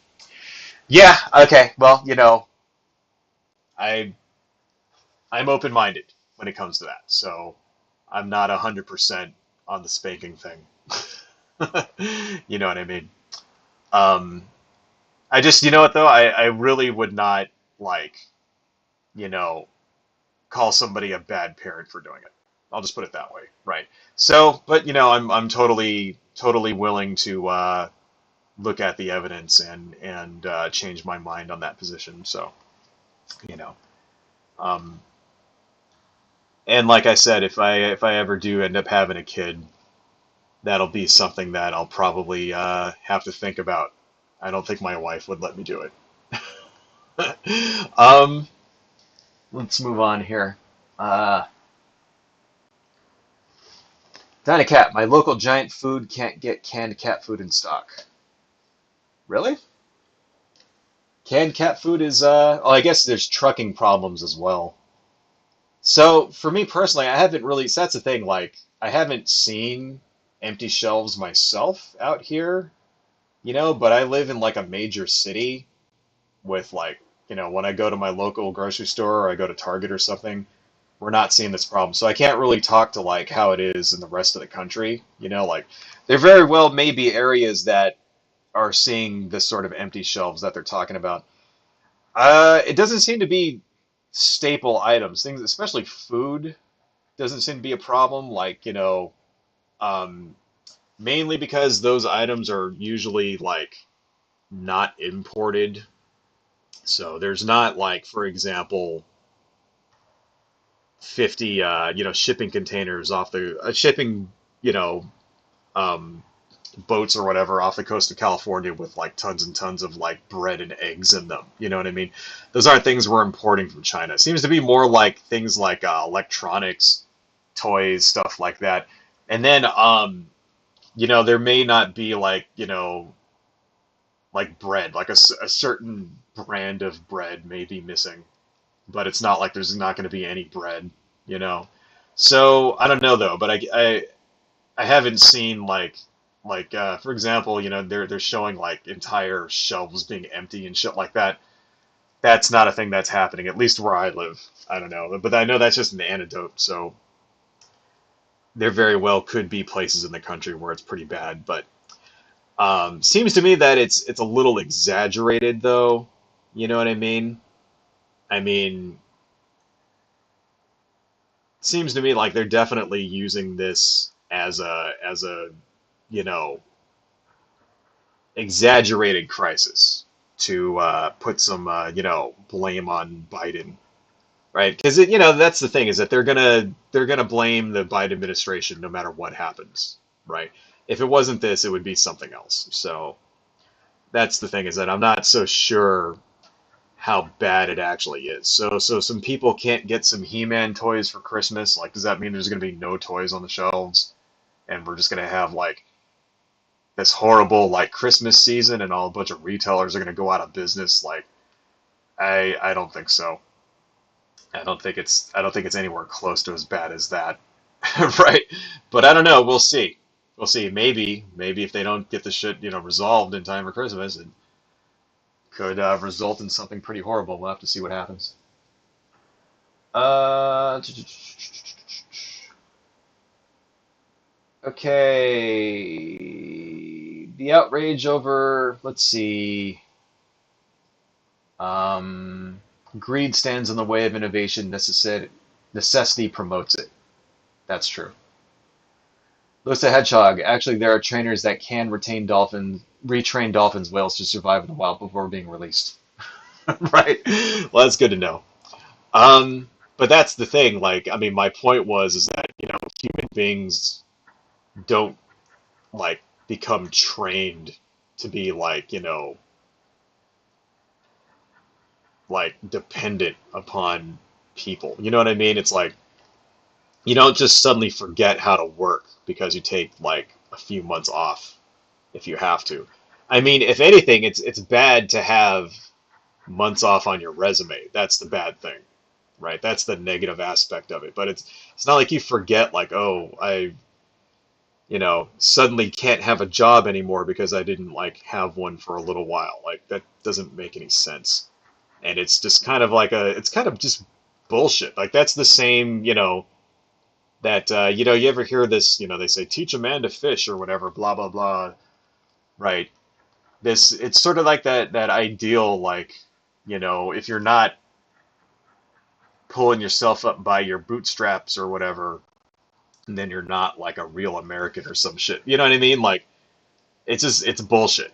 It's really like libertarian bullshit that doesn't really have any basis in fucking reality. So, I don't know. It's an excuse, is what it really is. It's an excuse because they don't want to fund these programs. They don't want to fund them because they want to cut taxes. That's really what it is. You know, they don't want to pay the money that it takes to fund, you know, for unemployment and all that stuff. So they're doing everything they can to belittle it, you know, when it's all just a scheme in order for them to get out of paying taxes. Moving on. Okay, Dynacat. Well, no, it's not the exact same thing at all. Natural immunity is less effective because it's a scattershot process. Wait, you mean natural immunity is less effective than really? So vaccine immunity is actually better than natural immunity? Shit. Well, there you go. All right, I'm gonna look into that because yeah, that is kind of the exact opposite of what Dennis Prager said, right? That doesn't surprise me. It doesn't surprise me that the exact opposite of a conservative outrage monger would say would end up being the truth, right? Let's see, moving on. Okay, gonna have to end this in a minute here, so how many more comments we got here? Uh, Lewis the Hedgehog, number of people who died is a scandal. That's a lie. It hasn't been a scandal. It should have been a scandal, right? It should be, it should be the number one news every day, if you ask me. The fact that what's it at now? 766,000. It's going to be over 1 million before the shit's over, just in this country alone. I mean, it already reached 5 million people around the world. So, that should be a scandal. The fact that it's not a scandal shows where our priorities are. You know what I mean? You would think that would be enough to motivate people to get fucking vaccinated, right? Anyway. Adversary Fandom 2. Jokes on Prager. It's also idiotic to get COVID on purpose. Yes. Lewis the Hedgehog. Herd mentality. Quite the Freudian slip. Yes, that is what Donald Trump said when referring to herd immunity. He said herd mentality. For sure. Freudian slip. I think he's just an idiot and doesn't even know what these words mean. Right? But yeah, I mean, also, it could be that. Let's see. Dynacat, there's a big expose in WAPO about the Council for National Policy. You should try to read. I'll read it. Thank you for the recommendation. Lewis the Hedgehog, when Yoda said fear is a path to the dark side, this is what he was talking about. Let's see. You have to fund to close Gitmo. Yes, that's true. So the thing is, the reason they couldn't close Guantanamo Bay is because basically there were people still there.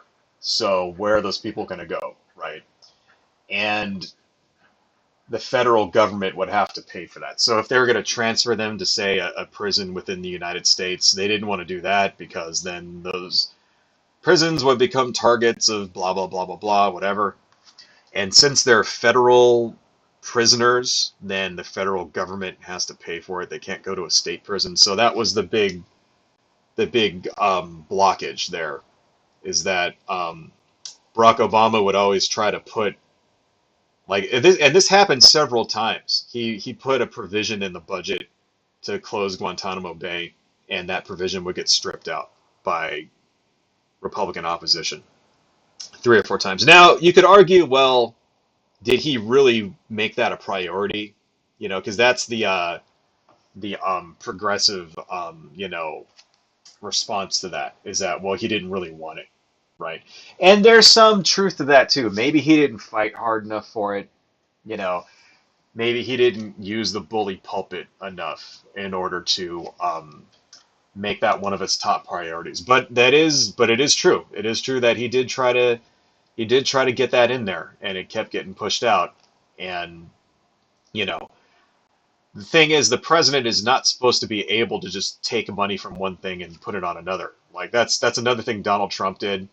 He just like wanted, like, for example, when he wanted to build the wall or whatever, he just took money from other programs in the Pentagon and just used it however he wanted. That's against the law. You're not supposed to be able to do that, right? And the fact that Trump didn't get impeached for that, as well as along with all the other shit that he did, shows how weak the separation of powers are in this country. The fact that that wasn't part of his impeachment. The fact that he took money that was allocated by Congress for other things and used it for what he wanted is seriously like a major fucking, slap in the face to the separation of powers. Because Congress is supposed to be able to control how money gets allocated, how money gets spent, right? Congress controls the purse strings, right?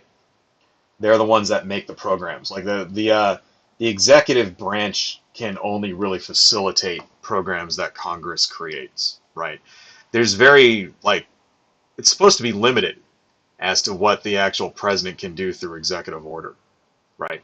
President's not supposed to be able to just say like, okay, we're going to do X, Y, Z, and the money's going to come from that. Like, not really. It's mainly just the way things are implemented. Like, the president can control certain aspects of policy directly through executive order, but it's supposed to be nothing that requires taxation, nothing that requires new money. It's only money that's already been allocated for something. He can move it around, or he can say, okay, well, this program is going to be implemented in this way, stuff like that.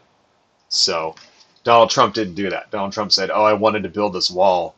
Oh, I didn't get my money through Congress. That's fine. We're going to shut down all of these other programs the Pentagon has, and we're going to take that money and put it towards my fucking pet wall project.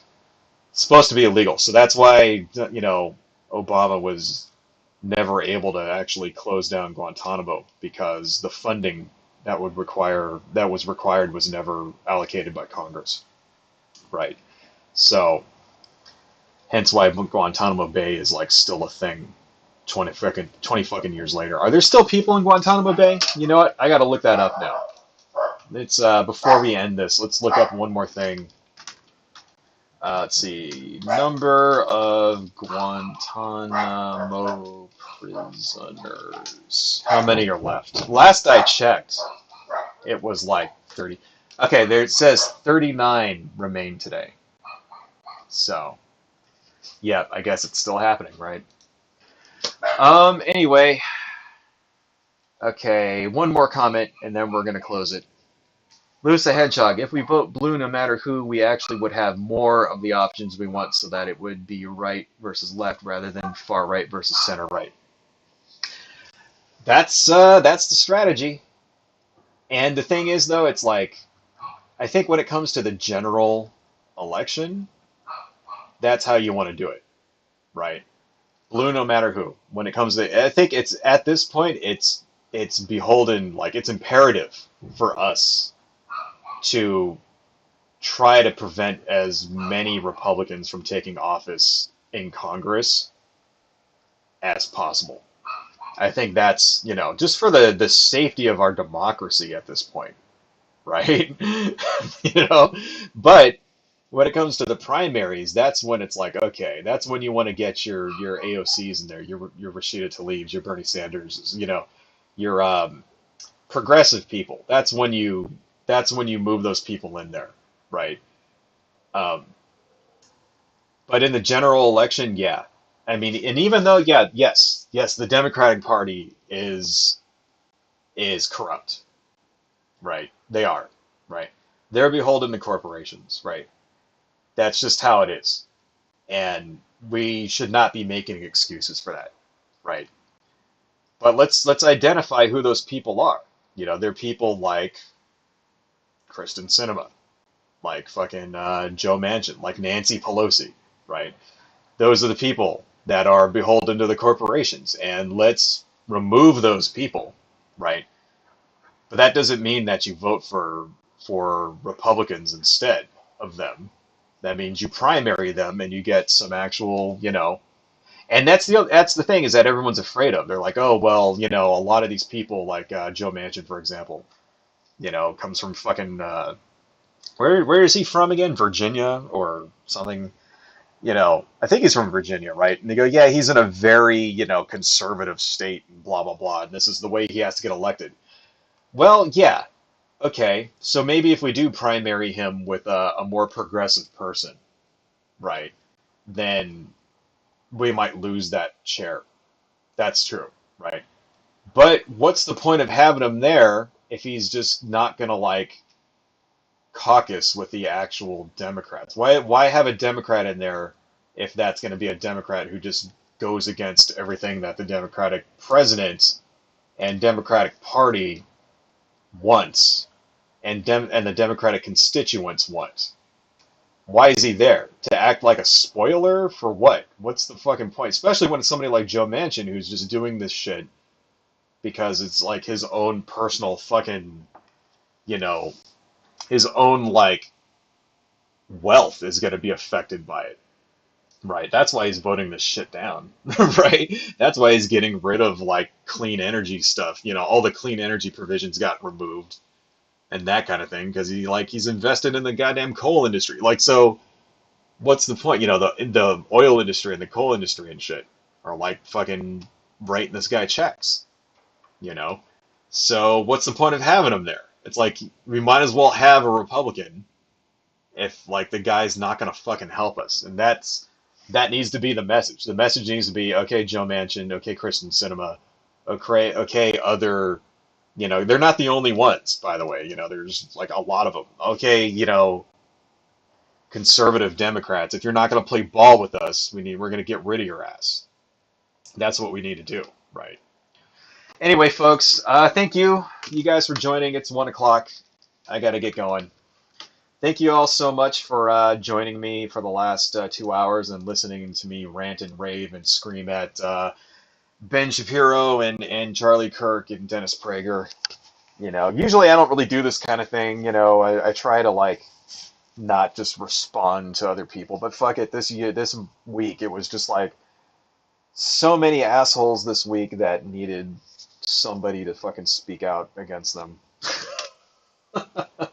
Anyhow, so you can see this is what we were working on here in my webcomic. It's coming along. Let me save this. And then let's open up our last thing here that we just had. Our Pumpkin King. This is our Pumpkin King. I think I'm pretty much done with this. I don't know. Maybe I might put some more stuff in the background or something, but I think that's it for now. I'll put this up on DeviantArt later so you guys can see it. So yeah, we're gonna end. Before I go into my speech, I am going to be at Comic-Con this year in San Diego. So they're having a little sort of mini San Diego Comic-Con over the Thanksgiving weekend. So I will be there Friday, Saturday, and what days are that again?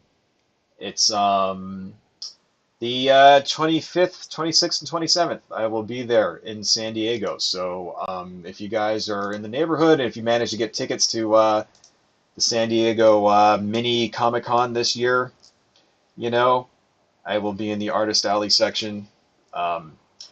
And come visit me, come say hi, buy some stuff, and it would be great to hear from some of you guys and actually meet you in real life. So anyway, but yeah, time to end this. So let's see here.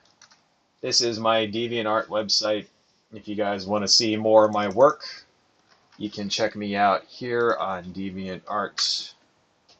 And this is where today I'll probably put the Pumpkin King up here today so that you guys can, like, download it if you want.